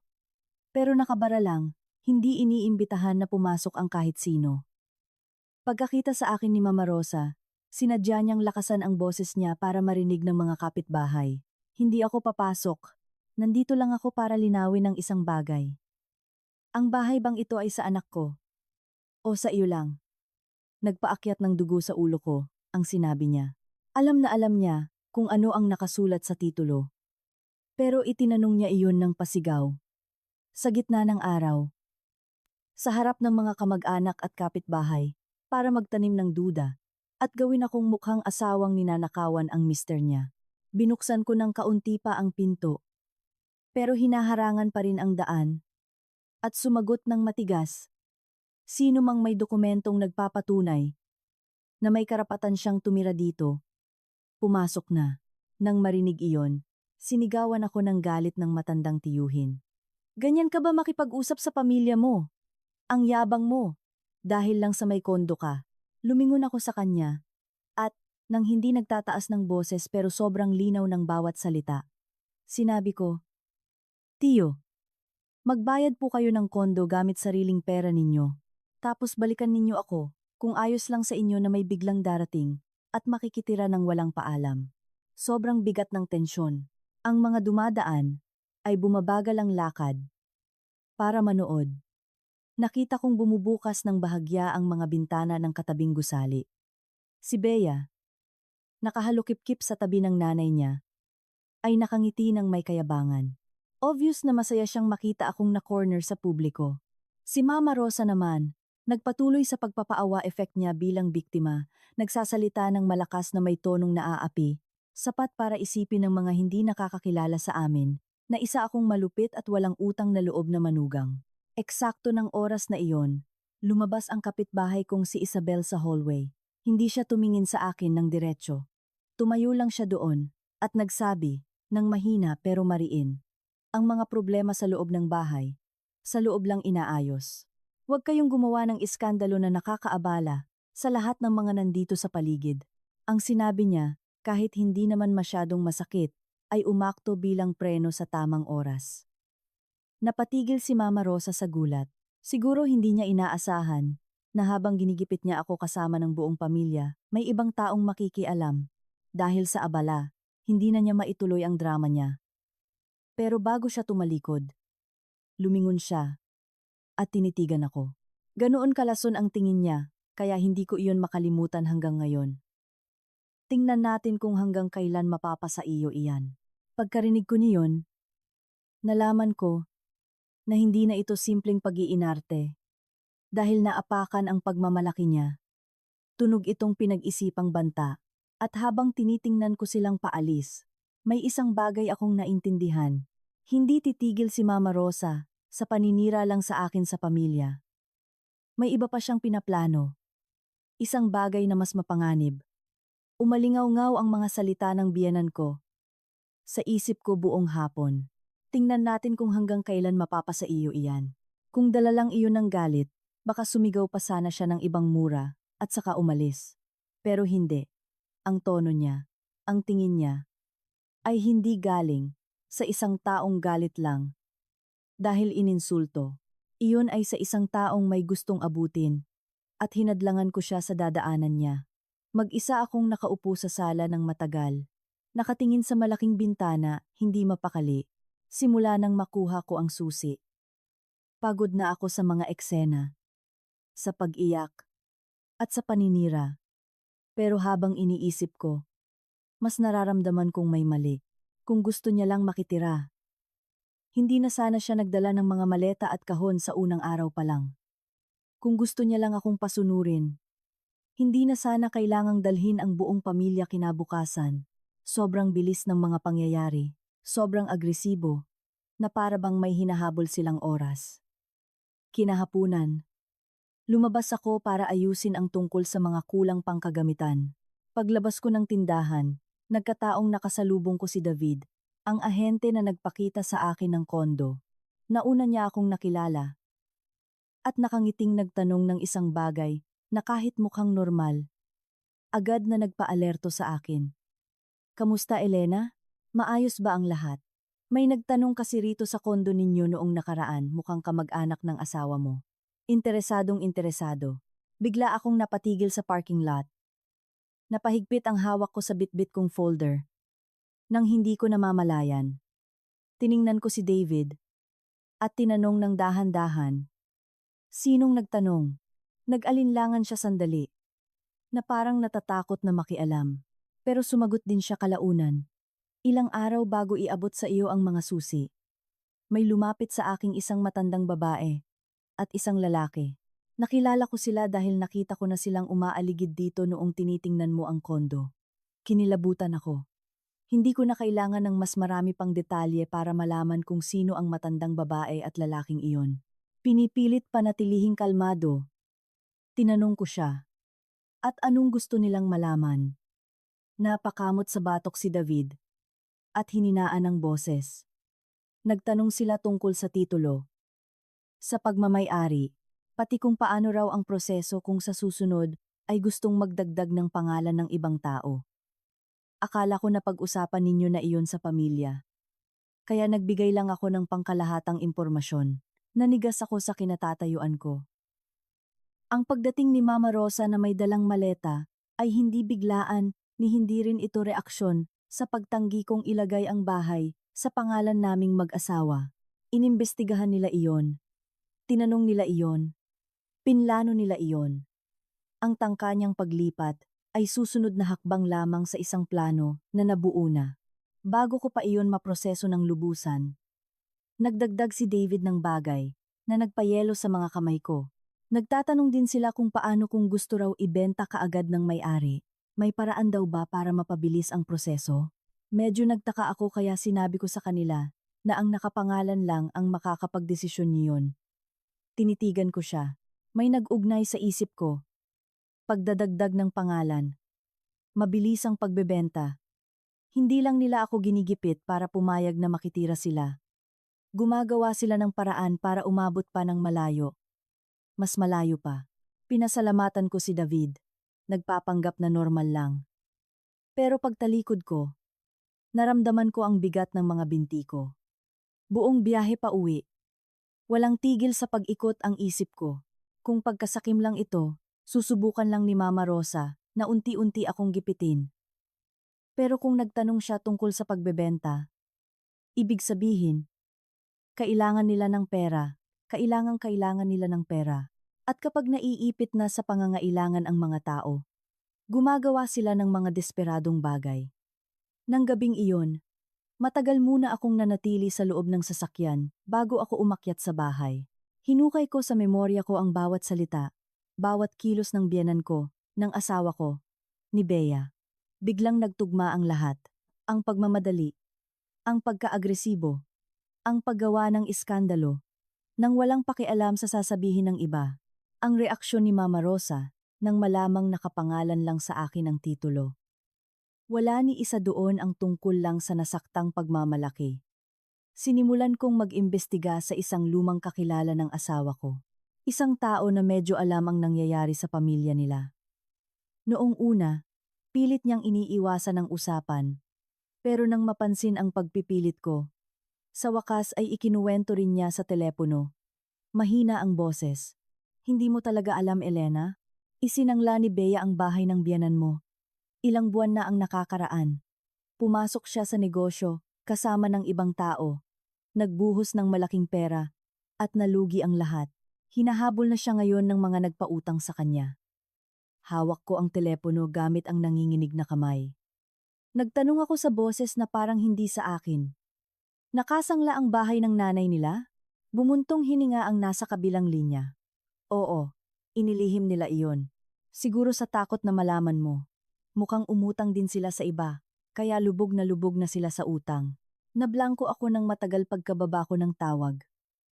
Lumalabas na ang 5 milyong piso, yung perang itinatago ni Mama Rosa, na kahit isang kusing ay hindi niya pinahiram sa akin, ay wala na pala. Hindi niya iyon tinatago para maging maingat. Ginamit niya iyon ng palihim para punduhan ang palpak na negosyo ng anak niyang babae. Tinanggihan niya ako hindi dahil natatakot siyang hindi ko mabayaran. O para sa pagre-retiro niya tulad ng sinabi niya. Sadyang hindi ako ang mahalaga sa kanya. Ang pera niya ay pampasalba sa anak niyang babae. Kahit anong mangyari sa akin, wala siyang pakialam. Nang maisip ko iyon, napatawa ako. Isang maikli, walang laman, at napakapait na tawa. Sa lahat ng oras na ito, tiniis ko ang kahihiyan ng pagiging ibang tao, ng pagiging minamaliit at pinaghihinalaan. Akala ko hindi lang talaga ako mapagkakatiwalaan sa paningin nila. Pero hindi, mas nakakatawa pa pala ang katotohanan. Tiniwalag nila ako hindi dahil sa mga pagkukulang ko, kundi dahil simula pa lang wala talaga silang balak tratuhin ako ng tama. Inilaan nila ang pinakamaganda para sa anak nila. Sumandal ako sa upuan, nakatitig sa kisame ng sasakyan. Ang nararamdaman ko ngayon ay hindi na awa sa sarili. Mas malamig, mas malinaw, mas matalim. Buo na ang lahat ng piraso. Gusto ng biyenan ko na hindi lang simpleng matitirhan. Gusto niyang gawing kapitan ng bahay ko, para itapal sa butas na hinukay nilang mag-ina. Umayos ako ng upo. Ibinaba ko ang telepono, at tiningnan ang dilim sa labas. At sa unang pagkakataon mula nang mangyari ang lahat ng ito, hindi ko na naramdaman ang kahit katiting na pag-aalinlangan. Kung pinlano nilang kunin ang bahay ko, hindi na lang basta protektahan ang gagawin ko. Pagbabayarin ko sila sa bawat panlalamang nila, nang patalikod sa akin. Nang matuklasan ko ang katotohanan sa pagsangla sa bahay ng biyenan ko, nag-iba ang galit ko. Hindi na ito pabugso-bugso lang. Mas naging malamig ito. Kapag nalaman mo ang tunay na motibo ng isang tao, kumakalma ang galit at nagiging kalinawan. Alam ko na kung patuloy akong makikipagtalo, kung patuloy kong hahayaan na dalhin nila ang pamilya para gipitin ako lang ang mauubos. Para mapigilan sila, kailangan kong gawin silang mismong bumuko sa sarili nila. Kinabukasan, tinawagan ko si Mateo. Pagkasagot pa lang niya, kalmado ang naging tono ko, na para bang nawala na ang tensyon. Noong mga nakaraang araw, pinag-isipan ko na, kung gustong tumira ni Mama dito, pwede natin pag-usapan ulit. Sa linyang iyon pa lang, dinig na dinig ko ang buntong hininga niya sa kabilang linya. Biglang gumaan ang boses niya, na may bahid ng pagmamalaki, na siguro hindi niya napansin. Sabi ko na nga ba maiintindihan mo rin? Tutal mag-asawa naman tayo, kailangan magbigayan. Nang marinig ko iyon, nawala ang huling natitirang duda sa isip ko. Kung dati, pilit kong niloloko ang sarili ko na mahina lang siya, na natatakot lang siya sa nanay niya, o wala lang siyang tapang na ipagtanggol ako. Nang sandaling iyon, naintindihan ko na wala siya sa gitna. Simula pa lang, kumampi na siya sa nanay niya. Gusto niya lang na ako ang magkusa na sumuko, para hindi niya karguhin ang konsensya ng pagtatraidor sa asawa niya. Hindi ko siya binuking. Nagpatuloy ako sa kalmadong tono ko. Kung titira tayo ng magkakasama, kailangan may nakasulat na kasunduan. Sino ang titira dito? Gaano katagal? Ano ang mga karapatan? At limitasyon? Gusto kong maging malinaw ang lahat simula pa lang. Para iwas away sa huli, natahimik sandali sa kabilang linya. Siguro hindi niya inaasahan ang alok na iyon. Pero sa huli ay sumagot din siya. Sige, kakausapin ko si Mama. Wala pang 30 minuto, nang tumawag siyang muli, halata ang pagmamadali sa boses niya. Pipirma raw siya sa kahit anong kasunduan, makalipat lang. Ang isang normal na tao, kung gusto lang talagang makitira pansamantala, magdadalawang isip kapag nakarinig ng kontratang may mga kondisyon. Pero mabilis na pumayag si Mama Rosa. Ibig sabihin lang niyan, para sa kanya, ang kontratang iyon ay maliit na sakripisyo lang kapalit ng mas malaking plano niya. Tumawag ako sa dati kong kaklase sa kolehiyo na abogado at nagpagawa ako ng isang sobrang higpit na kasunduan. Pinaliwanag ko sa kanya na hindi iyon simpleng kontrata sa pag-upa o permiso para tumira. Ito ay isang formal na dokumento, puno ng responsibilidad at limitasyon. Nakalagay doon na ang nakapirma ay titira ng pansamantala sa itinakdang panahon. Hindi pwedeng magsama ng iba para tumira ng permanente. Walang pwedeng pakialaman sa gamit sa bahay, hindi pwedeng umangkin ng anumang karapatan sa ari-arian. At higit sa lahat, hindi pwedeng gamitin ang tirahang iyon sa kahit anong transaksyon, pagsangla o bentahan. Binasa ko at inaral ko ang bawat pangungusap. Tinitiyak na walang kahit anong butas sa batas ang pwedeng lusutan. Nang hapong iyon, pinatawag ko silang lahat sa sala ng kondo. Sa pagkakataong ito, walang dalang maleta si Mama Rosa, pero ang tingin niya, ganoon pa rin maingat na matakaw. Si Bea, nakaupo sa tabi niya, kanina pa nanginginig ang paa sa kaba. Mukhang kalmado pero tinitingnan ang lahat ng sulok. Umupo si Mateo sa harap ko, nagpapanggap na gusto lang mag-ayos. Na parang pumunta siya doon, para ayusin ang lahat. Inilapag ko ang kasunduan sa ibabaw ng mesa, at itinulak ito palapit sa kanila. Kung gusto ninyong tumira dito, Mama, basahin ninyo po ito at pirmahan. Tulad ng sabi ko, gusto ko malinaw ang lahat para sa susunod. Walang makakapagsabing may hindi nagkaintindihan. Kinuha ni Mama Rosa ang papel ng walang pakialam noong una, pero habang binabasa niya, dahan-dahang sumimangot ang mukha niya. Nang makarating siya sa pangungusap na nagtatanggal ng karapatan niya sa pag-aari, napatigil ang kamay niya. Sumilip din si Bea at napanguso. Si Mateo, nagkunwaring umiinom ng tubig. Pero nakita ko ang pag-igting ng panga niya. Tumingala si Mama Rosa, medyo mataray na nagtanong, kailangan bang maging ganyan kahigpit? Pamilya tayo, parang kontrata sa negosyo naman ito. Sinagot ko agad sa malambot na boses. Eksakto po, dahil pamilya tayo kaya kailangang malinaw ang lahat. Ayokong sabihin ninyo balang araw na ginigipit ko kayo. At lalong ayokong gawa ng desisyon ng kahit na sino ang sarili kong bahay. Bumigat ang hangin. Alam kong hindi sila komportable. Pero sa huli, pagkatapos magtinginan ng mag-ina, kinuha ni Mama Rosa ang ballpen at pumirma. Mabilis at madiin ang pirma niya. Hindi gaya ng taong bukal sa loob ang pagpirma, kundi gaya ng nagngangalit ang ngipin, na nag-aabang lang ng pagkakataon. Nakita ko kung paano bumaon ang dulo ng bolpen sa papel, at alam kong sumusuko siya, hindi para makipagkasundo, kundi para lang makatuntong sa loob ng bahay. Kinuha ko ang dokumento, sinuri ko bilang parte ng proseso, at ibinaba sa mesa, at eksakto kung kailan mukhang nakahinga na sila ng maluwag, tiningala ko sila. Tinitigan ko si Mama Rosa at nagtanong ng isang bagay. Ngayong nakapirma na po kayo, Ma. Pwede ko bang itanong kung nasaan na ang dati ninyong bahay? Parang nawalan ng hangin sa buong kwarto. Walang gumalaw. Si Bea ang unang nag-react, pero walang salita. Namutla siyang parang papel. Umiwas ng tingin si Mateo. Hinihigpitan ang hawak sa tuhod niya. At sa mga mata ni Mama Rosa, ang kayabangang nakita ko kanina ay biglang naglaho. Hindi ko na sila binigyan ng oras para mag-isip. Tinuloy ko sa parehong tono. Pero bawat salita ko, parang bumabagsak na bato. O baka naman nakasangla na iyon, kaya binabalak ninyo ring gamitin ang bahay ko para makakuha ng pera. Hinampas ni Mama Rosa ang mesa. Tumunog ang baso ng tubig. Tinitigan niya ako ng mga matang nagniningas.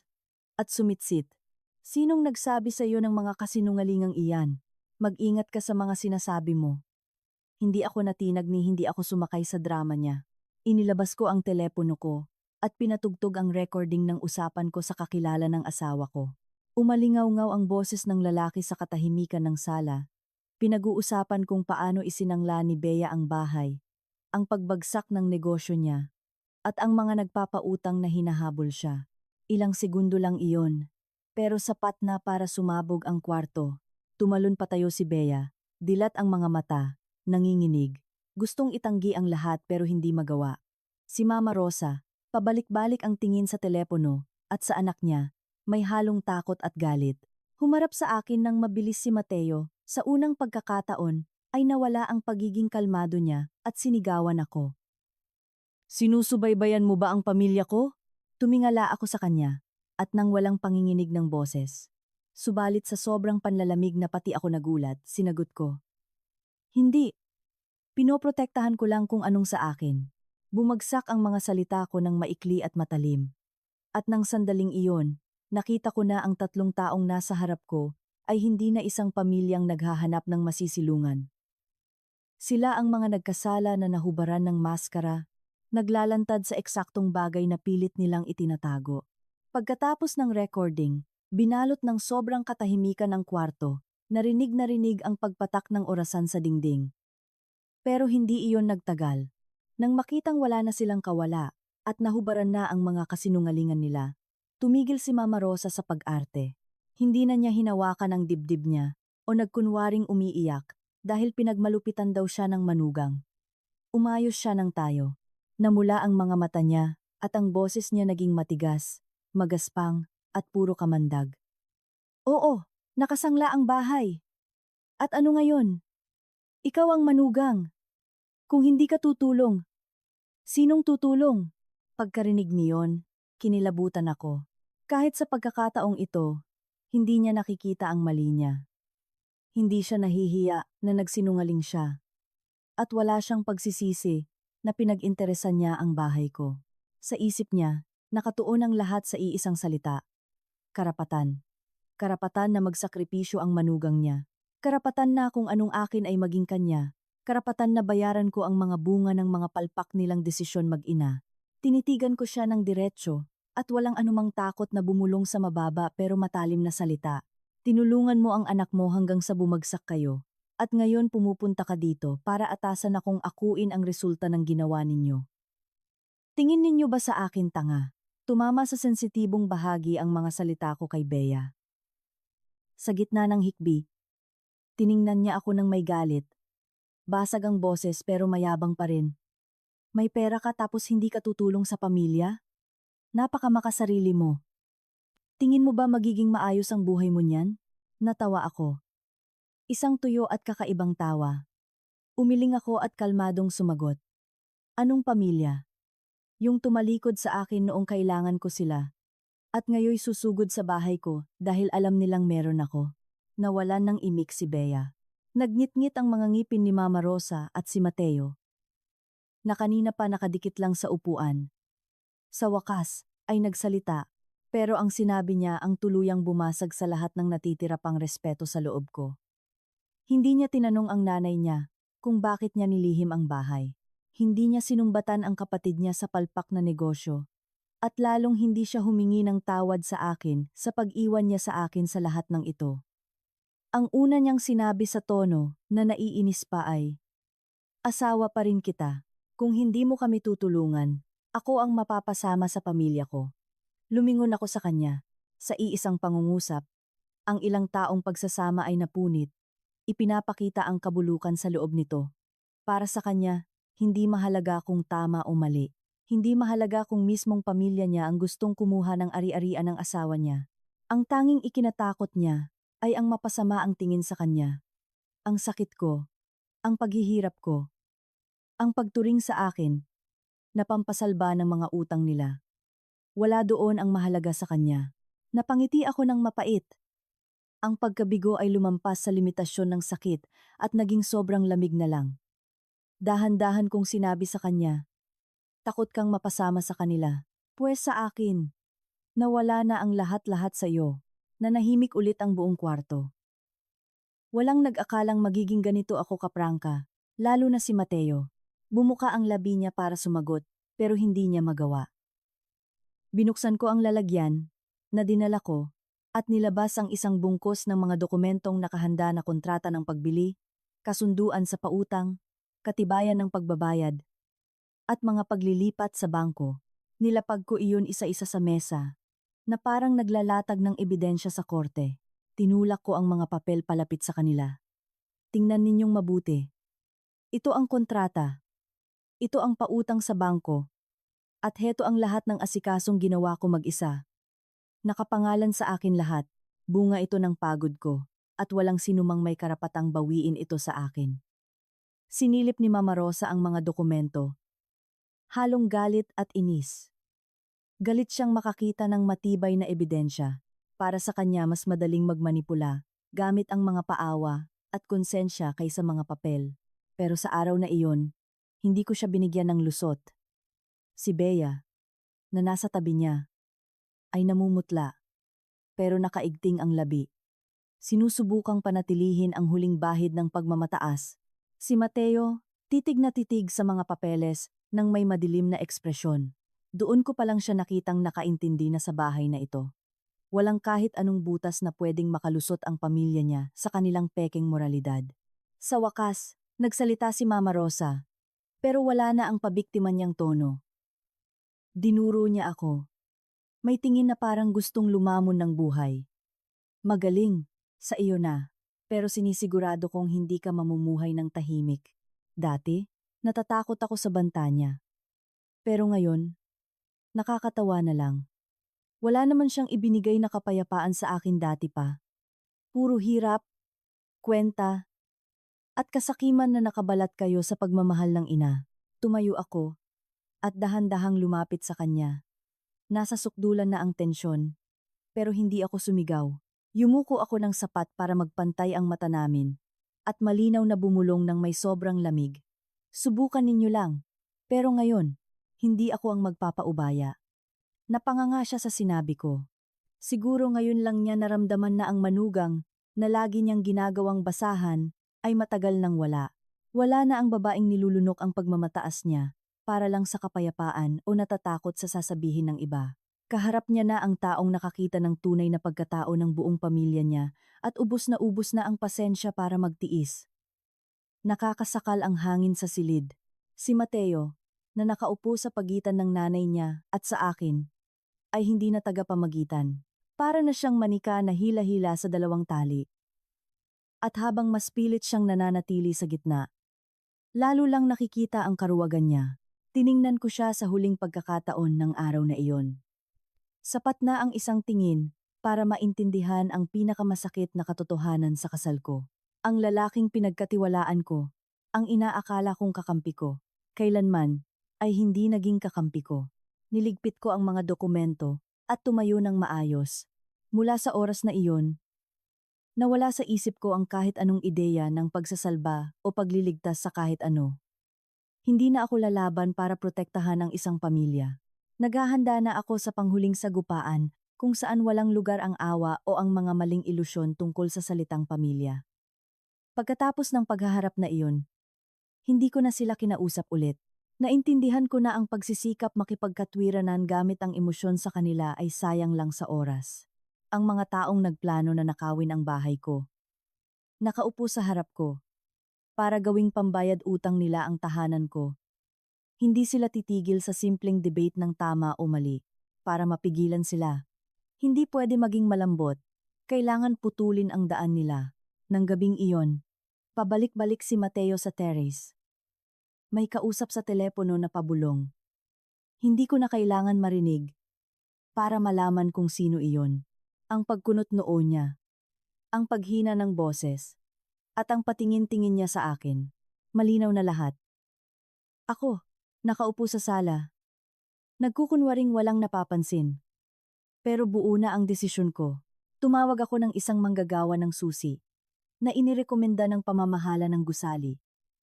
At pinapunta ko siya agad noong gabing iyon. Pagdating niya, pinakita ko ang titulo ko para patunayang ako ang may-ari at nagpapalit ako ng lahat ng kandado sa pangunahing pinto, sa likod, at sa imbakan. Pinabago ko rin ang sistema ng daliri at ang aplikasyon para sa kamera. Mabilis at buo ang loob ko sa pagpapagawa. Walang paliwanag, walang paalam. Mula ngayon, wala nang pinto rito na pwedeng idaan sa nakabukas pa ng konti.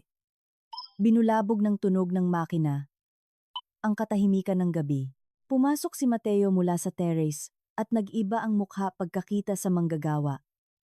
Lumapit siya sa akin at sumumbat. Nabaliw ka na ba? Umasta ka namang parang nagtatago ka mula sa mga magnanakaw. Nakatayo lang ako sa tabi ng mesa habang hawak ang lumang mga susi na hindi nagagana pa. Tiningala ko siya at sinagot ng walang kurap. Eksakto. Pinoprotektahan ko ang sarili ko sa mga magnanakaw. Dumilim ang mukha niya.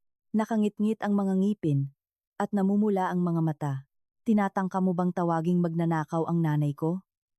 Sinagot ko agad ng may malamig at blankong boses. Kahit sino na susubukan umangkin ng bahay na wala namang paalam sa may-ari, magnanakaw din iyon para sa akin. Mukhang hindi siya makapaniwala na kaya ko siyang kausapin nang ganoon kadiretso, pero hindi ako tumigil doon.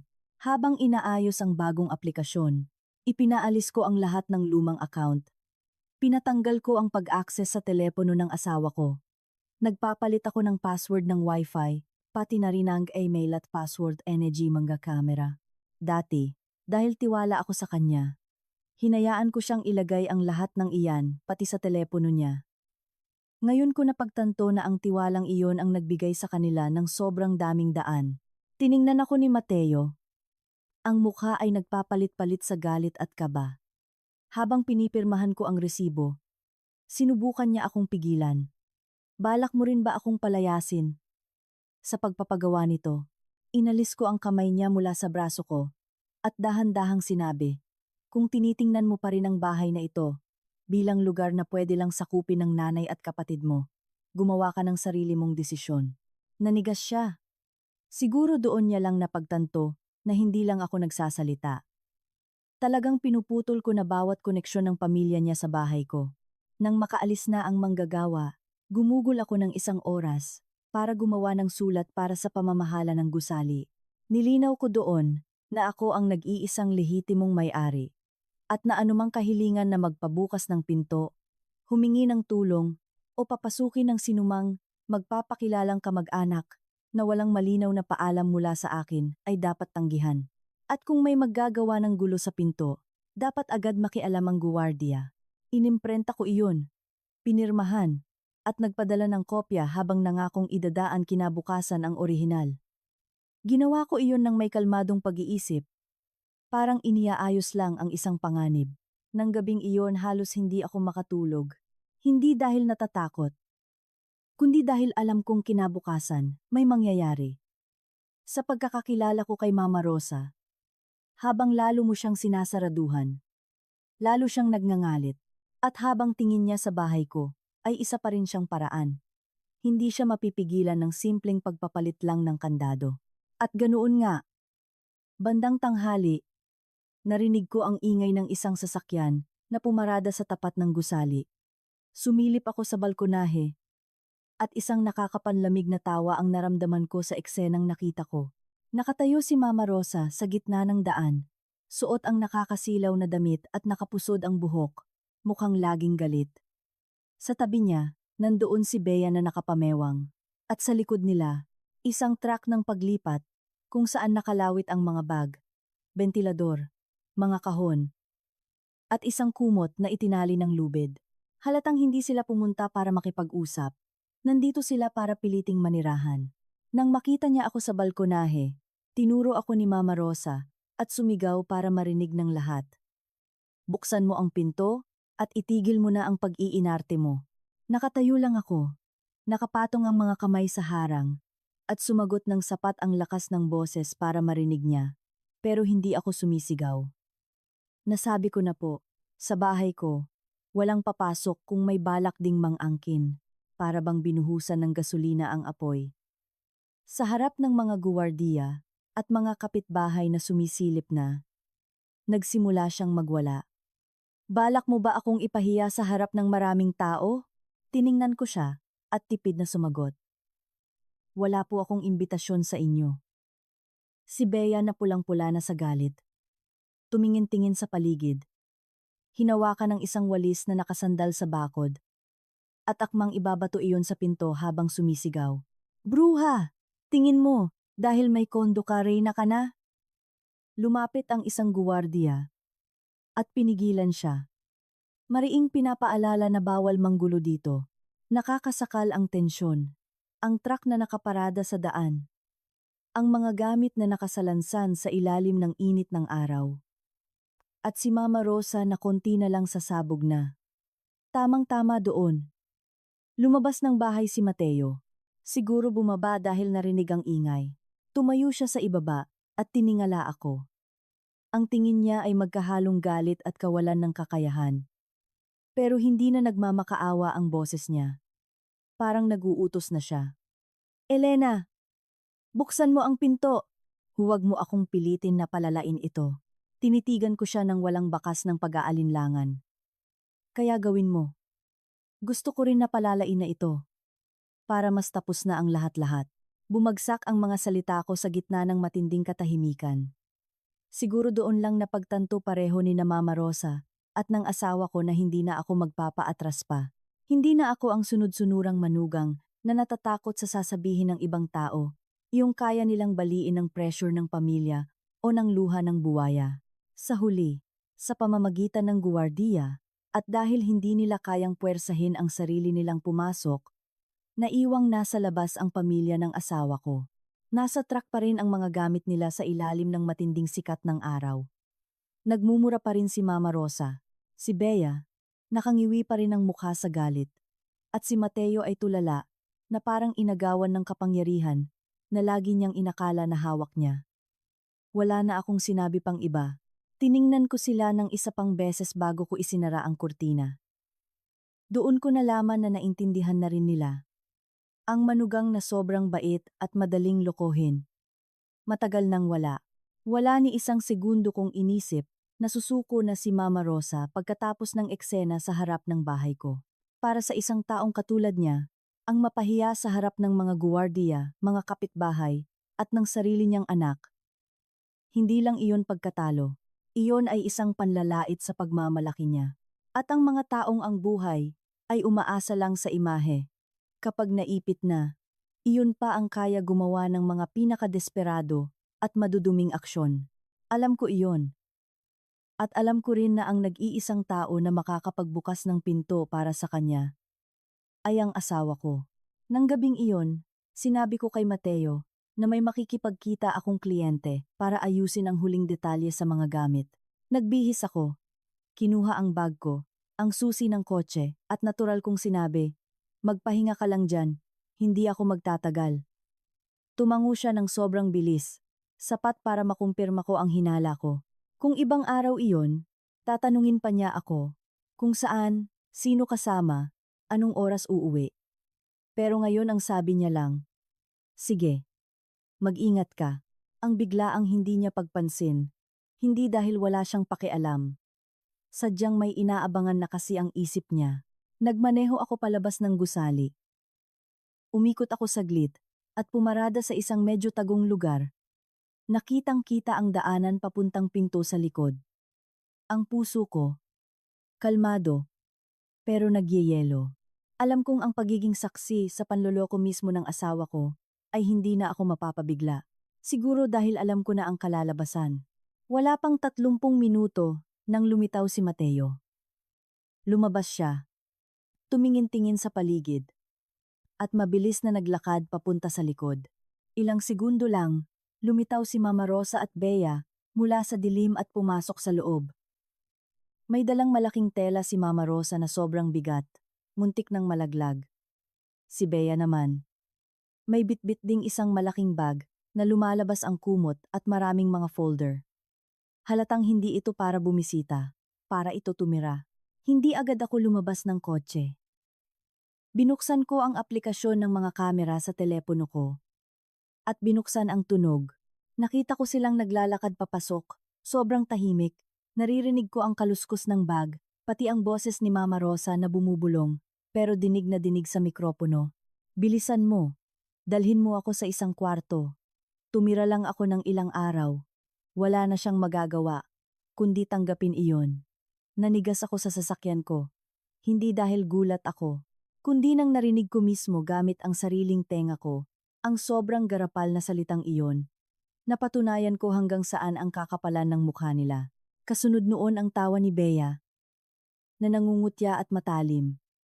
Ang importante, makuha muna ang pwesto. Sa mga ganyang babae, kapag binanatan na ng pamilya, matatakot na iyan. Dinurog ko ang hawak ko sa telepono. Sa tingin nila, hindi ako tao na may karapatan sa sariling bahay. Isa lang akong babae na dahil sa takot sa tsismis, mabilis bumigay. Natatanggap na lang ng kahit ano basta malusutan nila. Pinatay ko ang screen ng telepono ko, binuksan ang pinto ng sasakyan at lumabas. Naglakad ako papunta sa kondo ng diretsyo. Walang pagmamadali. Walang kaba. Isang bagay lang ang nasa isip ko. Kung hindi ko sila pipigilan ngayong gabi, bubuksan ko na mismo ang sarili kong buhay sa sakuna. Pagdating ko sa pangunahing pinto, narinig ko ang mga kaluskos ng mga gamit na inihihila paakyat. Pinasok ko ang susi ko, pabiglang itinulak ang pinto. At pumasok. Nangisay silang tatlo, na parang mga binuhusan ng isang balding yelo. Nasa hagdanan si Mateo. Buhat-buhat ang isa sa mga bag ni Bea. Si Mama Rosa, nakayakap sa malaking bag niya. Si Bea kakalapag pa lang ng kumot sa sahig. Sabay-sabay silang nag-ikutan pabalik. Basag na basag ang mga mukha. Humara ako sa gitna ng sala. Walang sigaw. Walang panunumbat. Ang tingin ko nagpalipat-lipat mula sa bag ng biyenan ko, sa kumot na nasa sahig. At napako ng diretso sa putlaing mukha ng asawa ko. Napangiti ako ng mapait, sa isang sobrang lamig na boses na pati ako ay nahintakutan. Sa umaga sisigawan mo akong buksan ng pinto. Pagdating ng gabi, lalaro ka ng tagu-taguan. At pagnanakaw kasama ang nanay mo. Si Mateo, na halatang kinakabahan, ay nawalan ng yabang na meron siya kaninang umaga. Bumaba siya ng isang hakbang. Pilit na pinapakalma ako.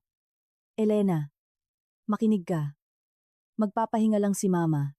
Huwag mong palalain. Pinutol ko siya, walang paligoy-ligoy na pag-arte na biktima. Magpahinga ng may mga kumot, gamot at mga folder ng papel? Tingin mo ba sa akin tanga? Nawalan siya ng sasabihin. Nang makita ni Mama Rosa na na-corner ang anak niya, umawang siya at dinuro ako, nagbabalik sa lumang estilo. Kapag nahuli, aaktong na-offend. Nasa bahay ako ng anak ko. Anong masama doon? Ikaw itong maarte. Nilabas ko ang cellphone, hinanap ang recording na kinuha ko lang kani-kanina at pinatugtog ng malakas. Sa katahimikan, narinig na naman ang garapal na boses ng biyenan ko. Bilisan mo. Dalhin mo ako sa isang kwarto. Tumira lang ako ng ilang araw. Wala na siyang magagawa kundi tanggapin iyon. Kasunod din ang tawa ni Bea. Ang importante, makuha muna ang pwesto. Sa mga ganyang babae, kapag binanatan na ng pamilya, matatakot na iyan. Parang sampal bawat salita. Natulala si Mama Rosa. Walang masabi. Namula si Bea sa galit at hinarap niya ang kuya niya. Sinigawan siya. Tapos ikaw nakatunganga lang dyan? Papayagan mo na lang dominahin ka ng asawa mo? At si Mateo. Imbes na mahiya na buking na siya. Hinarap niya ako na namumula ang mga mata. At dinuro ako. Gusto mo ba talagang ipahiya ng buong buo ang pamilya ko? Tiningnan ko siya. Sa huli, tuluyan nang gumuho ang alinlangan ko. Ang lalaking ito hindi na pinipressure ng nanay niya. Alam niya lahat ito. Nakiisa siya dito. At nang nahuli na siya, ang tanging mahalaga sa kanya ay ang reputasyon ng pamilya niya. Hindi ang pagtatraidor na ginawa nila sa akin. Hindi ako sumigaw. Hindi ako umiyak. Umatras ako ng isang hakbang. Niluwagan ang dadaanan. At tinuro ang pinto. Ang boses ko ibinulong ko lang. Pero parang matigas na bakal. Aalis kayo sa pamamahay ko gamit ang sarili ninyong paa. O tatawag ako ng pulis para ipakulong kayo dahil sa pumasok ng walang paalam. At gagawin ko iyan. Nakatingin sila. Si Mama Rosa puno ng pagkamuhi. Si Bea na nanggigigil. At si Mateo na nanigas na lang sa hagdanan. Walang mailusot na kapabayaan at kawalang hiyaan nila. Pinagmasdan ko sila at alam kong hindi na lang ito pag-aaway kung pwedeng tumira ang biyenan kasama ang manugang. Pinlano ito para kunin sa akin ang sarili kong bahay. At ngayon huling-huli ko na silang lahat na nandito sa kalokohan nila. Pagkatapos ng gabing nahuli ko silang nagtatangkang pumasok, nawalan na ako ng interes sa pakikipagtalo pa. Ang awayin ng mga taong tulad nila ay isang pagsasayang lang. Wala silang konsensya. Walang limitasyon. Kapag ganyan na ang mga tao, ebidensya na lang ang tanging nakakapagpatahimik. Kaya pagkatapos niyon, nagsimula akong gumawa ng bagay na hindi mapapanaginipan ni Mateo. Naghanap ako sa mga talaan ng bangko, kasaysayan ng paglipat, sa mga account naming mag-asawa na ginagamit noong una. Hinalungkat ko lahat, pati ang mga email galing sa bangko, at mga papel na minsang pinapapirmahan ng mabilis ni Mateo, napipirmahan ko lang dati dahil malaki ang tiwala ko sa asawa ko. Ngayon, wala na akong pinagkatiwalaan. Sa loob lamang ng 2 araw, natagpuan ko pa ang pinakamaduming sikreto niya. Hindi lang isinangla ni Mama Rosa ang bahay niya para iligtas si Bea. Mismong si Mateo palang kumukuha na ng pera mula sa ipon naming mag-asawa at ibinibigay ito kina Mama Rosa ng palihim. Minsan dinadahilan bilang personal na gastusin o paunang bayad sa trabaho. At dahil maliliit, hindi ko iyon pinapansin. Pero pag pinagsama-sama lahat, sakto sa panahong bumagsak ang negosyo ni Bea. Nakita ko ang mga numero sa screen at ang lamig ng pakiramdam ko. Hindi iyon dahil sa pera. Ito ang pagtatraidor sa loob ng sarili kong bahay. Sa kasal na sobrang pinaghirapan kong ingatan. Ang lalaking katabi ko matulog, ang laging nagsasabi na, "Ayoko na mahirapan ka." Ay tahimik palang ninanakawan ako para takpan ang mga mali ng pamilya niya. Kung hindi ko pa nalaman, sigurado, pati utang nila, sasaluhin ko. Hindi ako huminto doon. Tiningnan ko rin ang mga lumang litrato sa telepono ko. Mayroon doong litrato ng isang sulat kamay na papel ni Mama Rosa na nagsasabing kapag nakalipat na sa bagong bahay, simulan na raw ang proseso para idikit ang pangalan ni Mateo sa titulo at kunin kung ano pa ang makukuha. Nang binasa ko iyon, napababa ko ang telepono ko sa lamesa. Matagal na itong pinlano. Ang maleta, ang panggigipit ng pamilya, ang palihim na pagpasok, lahat ito ay hakbang sa isang malaking plano. Hindi ako gumawa ng iskandalo. Gusto kong i-booking sila ng sabay-sabay. Nagpadala ako ng mensahe kay Mateo na magkita kami sa isang kapihan para mag-usap ng mahinahon at sa huling pagkakataon. Sumang-ayon siya agad. Malamang kasi umaasa siyang mababaligtad niya ang sitwasyon. Siyempre, pagpasok niya, nandun ang biyenan ko na parang boss. Kasama ni Bea, na ganoon pa rin kayabang. At ang asawa kong nakaupo sa harap ko na may seryosong mukha. Sa wakas nagkakaroon ka rin ng isip, sabi ni Mama Rosa. Ang mga babae hindi dapat matigas ang ulo. Ngumiti ako. Tama po kayo. Kaya nga po dinala ko itong mga papeles. Para magkalinawan tayo. Inilapag ko ang mga talaan ng bangko, mga kasaysayan ng paglipat, isang kopya ng pagkakasangla ng bahay ni Mama Rosa, at ang mga larawan ng usapan ni Mateo at Bea. Noong nakita ko dati, ebidensya ang lahat. Namutla si Matthew. Eto ba ang pera na iniipon ko pambayad sa bangko? Sabi ko, at itinulak ang papeles sa kanya. Na ibinigay mo sa nanay mo para pambayad sa utang niya. Balak mo pa bang ipasa sa akin ang mga kahihinatnan niyan? Bago pa makasagot, tinangkang hilain ni Bea ang papeles. Pinigilan ko ang kamay niya. Hipuin mo. Papatawagin ko ang mga tagapagsilbi dito bilang saksi. Si Mama Rosa sinubukan munang itanggi. Pera ng pamilya iyan. Ano namang masama doon? Tiningnan ko siya, seryoso. Ang tulong ay iba. Ang nakawa ng asawa mo ay ibang bagay iyon. At alam ninyo iyan. Natahimik silang lahat. Hindi pa ako tapos. Nilabas ko ang huling ebidensya. Mensahe ni Mateo sa ahente namin kung pwede raw bang ipangalan din sa kanya ang titulo. At ang huling pangungusap. Kapag naging matigas pa siya, Mama, lumipat muna kayo para mapilitan siyang tanggapin iyon. Pagkatapos basahin iyon, bumangon si Mateo, namula sa galit. Pinapakialaman mo ba ang telepono ko? Hindi. Naging matalino lang ako na dapat may pruweba kapag ang asawa ko ay nagsimulang kumilos ng kakaiba. Sagot ko nang hindi nagbabago ang boses. Biglang natakot si Mama Rosa. Tiningnan ang anak at sumigaw. Sabi ko sa'yo itago mo ang mga ginagawa mo. Ngayon alam na niya ang lahat. Buko na. Sila na mismo ang umamin sa harap ko. Nabahagi ito ng plano nila. Hindi na ako umiimik. Nanood na lang ako sa paninisi nila sa isa't isa. Sinisisi ni Bea si Mateo. Si Mateo, sinisisi si Mama Rosa. At tinatawag na walang kwenta ni Mama Rosa ang dalawa. Noong nakaraan nagkakaisa sila laban sa akin. Ngayon wasak na sila. Nang medyo naghihinahon na. Tumayo na ako. Isa-isa silang pinagmasdan. At binigkas ko ang napakalamig kong mga salita. Mula ngayon, kapag may sumubok pa rin sa bahay ko, hindi na ito pamilyang sagupaan. Haharapin natin iyan sa korte. Pagkatapos ng pagkikitang iyon, wala na akong natitirang duda. Sinubukan kong unawain na si Mateo ay mahina lang. Naipit sa pagitan namin ng nanay niya.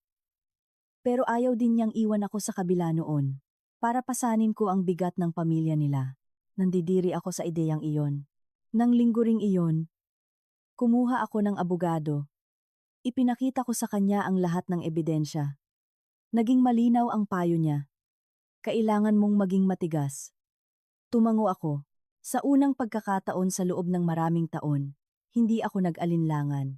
Inihanda ko ang mga papeles para sa legal na paghihiwalay. At pinadalhan ko si Mateo ng formal na abiso mula sa korte. Hinihingi na lisanin niya ang bahay dahil ito ay eksklusibong pag-aari ko. Nang matanggap niya ito, halos mabaliw siya. Nang gabing iyon, dumating siya at kinalampag ang pinto. Nang may matinding galit, sumisigaw. Elena, magiging ganito ka ba talaga kalupit? Buksan mo. Binuksan ko. Ngunit sapat lamang upang hindi siya makapasok. Alam kong nagkamali ako, sabi niya. Pero huwag mo namang gawin sa akin ito. Mag-asawa tayo. Tiningnan ko siya. Ngunit hindi na ako naaawa sa pagpapabiktima niya. Nang pinaplano ninyo ng nanay mo na agawin ang bahay ko, inisip mo ba na asawa mo ako? Nawalan siya ng sasabihin. Hindi maitatanggi ang katotohanan. Nakiisa siya. Pumayag siya. At iniwan niya akong mag-isa. At pagkatapos ay gumawa siya ng isang bagay na hindi ko inaasahan. Lumuhod siya. Ang kanyang mga tuhod ay bumagsak sa sahig na may malakas na tunog. Pinilit ako ni Mama, Elena. Gusto ko lang magkaroon ng kapayapaan. Ayokong mawala ka. Tiningnan ko siya. Kapag nagsalita siya ng kapayapaan, para bang ang kapayapaang tinutukoy niya ay iyong ako ang kailangang magtiis. Ako ang nagsasakripisyo at sila ang nakikinabang. Kung susuko ako ngayon, tinatraidor ko na ang sarili ko. Bigla na lang narinig ang sigawan at mga nagmamadaling hakbang. Dumating sina Mama Rosa at Bea na tumatakbo. Nang makita ang anak na nakaluhod, Sa halip na maawa, si Mama Rosa ay napuno ng matinding galit. Hinila niya itong patayo at sumigaw sa akin ng matinis. Walang hiya kang babae. Pinaluhod mo ang anak ko sa harap mo. Ang mga babaeng tulad mo ang sumisira sa pamilya.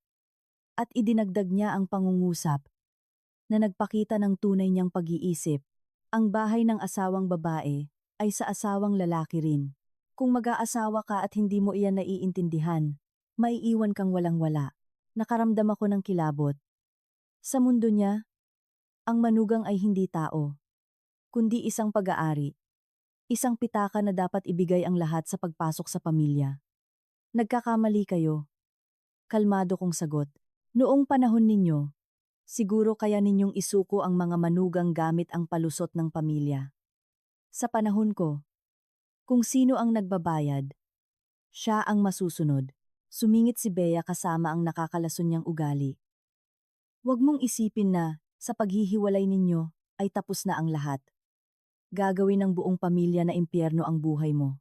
Sige, subukan ninyo, sagot ko habang nakatitig sa kanya. Pero maghanda kayo dahil ang pagsangla mo, ang mga utang ninyo, at ang mga palpak mong negosyo, ay lalabas lahat sa publiko. Nasira ang mukha niya. Natakot din si Mama Rosa.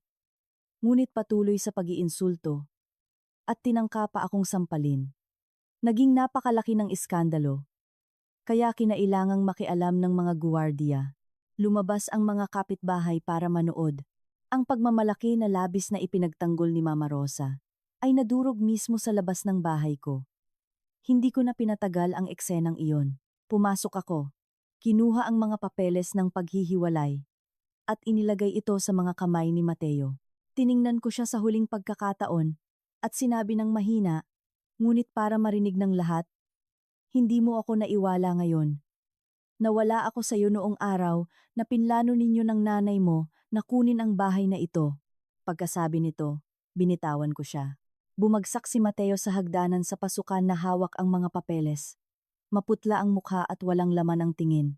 At sa unang pagkakataon, umiyak si Mama Rosa. Hindi peking luha, kundi totoong luha.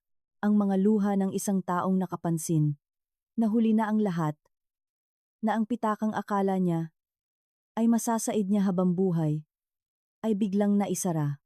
Pagkatapos isampa ang kaso, naging mas mabilis ang lahat kaysa sa inaasahan nila.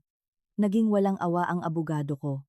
Napatunayan na ang bahay ay eksklusibong pag-aari ko. At ang mga pondong inilipat ni Mateo ay kailangang bigyan ng sapat na paliwanag.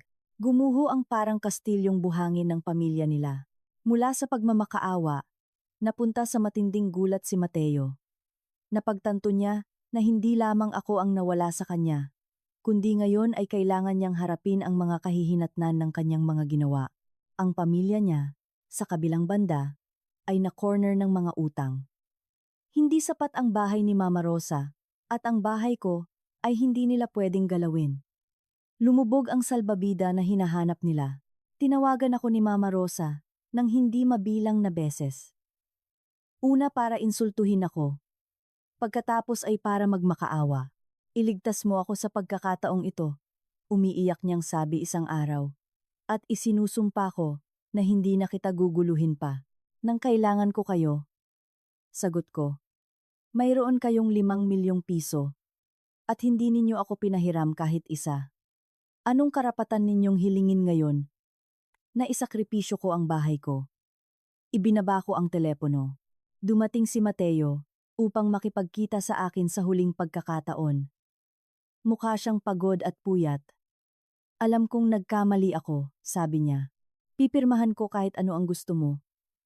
Pero parang awa mo na. Huwag mong hayaang maiwan sa kalsada. Ang nanay ko. Hindi ako ang nag-iwan sa kanya sa kalsada, sabi ko. Hindi nagtagal, nalaman ko na kinailangan nilang ibenta ang ilang lupain ng pamilya para mabayaran ang mga utang. Ang mga mismong kamag-anak na bumatikos sa akin ay sinisisi na ngayon si Mama Rosa dahil sa pagpapahiya sa kanila. Ganyan talaga ang buhay. Nang araw na kinuha ni Mateo ang huling gamit niya, hindi ako umiyak. Pinanood ko siyang hilahin ang kanyang maleta sa parehong daan kung saan pumasok ang kanyang ina noong unang araw. Sumara na ang isang ikot ng buhay. Bago siya umalis, lumingon siya. Ang tingin niya ay hindi na galit, kundi isang matinding kalungkutan. Minsan ba minahal mo ako ng totoo? Tanong niya. Nakaramdam ako ng kirot ng isang lumang sakit at sumagot ng mahina. Oo, kaya ang pagtatraidor mo ay nagkahalaga ng isang buong kasal. Umalis siya at pumasok ako at nilak ang pinto. Isa, dalawa, tatlong ikot. Ang bahay ay tahimik, isang kapayapaang hindi ko pa nakikilala. Tumingin ako sa paligid. Ang lugar na ito, na naging sentro ng kanilang kasakiman, ay sa wakas naging isang tahanan. Hindi lamang dahil nakapangalan ito sa akin, kundi dahil ipinagtanggol ko ito gamit ang aking sariling dignidad. Ang kwento ko ay hindi nagtapos sa isang maingay na tagumpay, kundi sa isang pakiramdam na may halong pait at tamis. Nawalan ako ng asawa, ngunit nakuha ko ang pinakamahalaga, ang karapatang magdesisyon para sa sarili kong buhay. Minsan, ang pagsasara ng pinto ay hindi isang katapusan. Ito ay isang paraan ng pagprotekta sa sarili mula sa mga taong kailanman ay hindi ka itinuring na pamilya. Nang hapong iyon, nakatayo sa tabi ng bintana habang pinapaliwanag ng araw ang sahig, hinigpitan ko ang hawak sa mga susi at napagtanto na ang kapayapaan ay hindi isang bagay na ibinibigay sa iyo. Minsan, nagsisimula ito sa sandaling magkaroon ka ng tapang na humindi, ng kalamigan ng loob na isara ang pinto, at ng lakas na protektahan ang buhay na pinaghirapan mong buuin. Sa labas, ang dati kong pamilya ay patuloy na nakabaon sa gulo na sila mismo ang gumawa. At ako, sa unang pagkakataon paglipas ng maraming taon, ay nasa sarili kong bahay. Namumuhay ng may kapayapaang ako mismo ang ipinaglaban.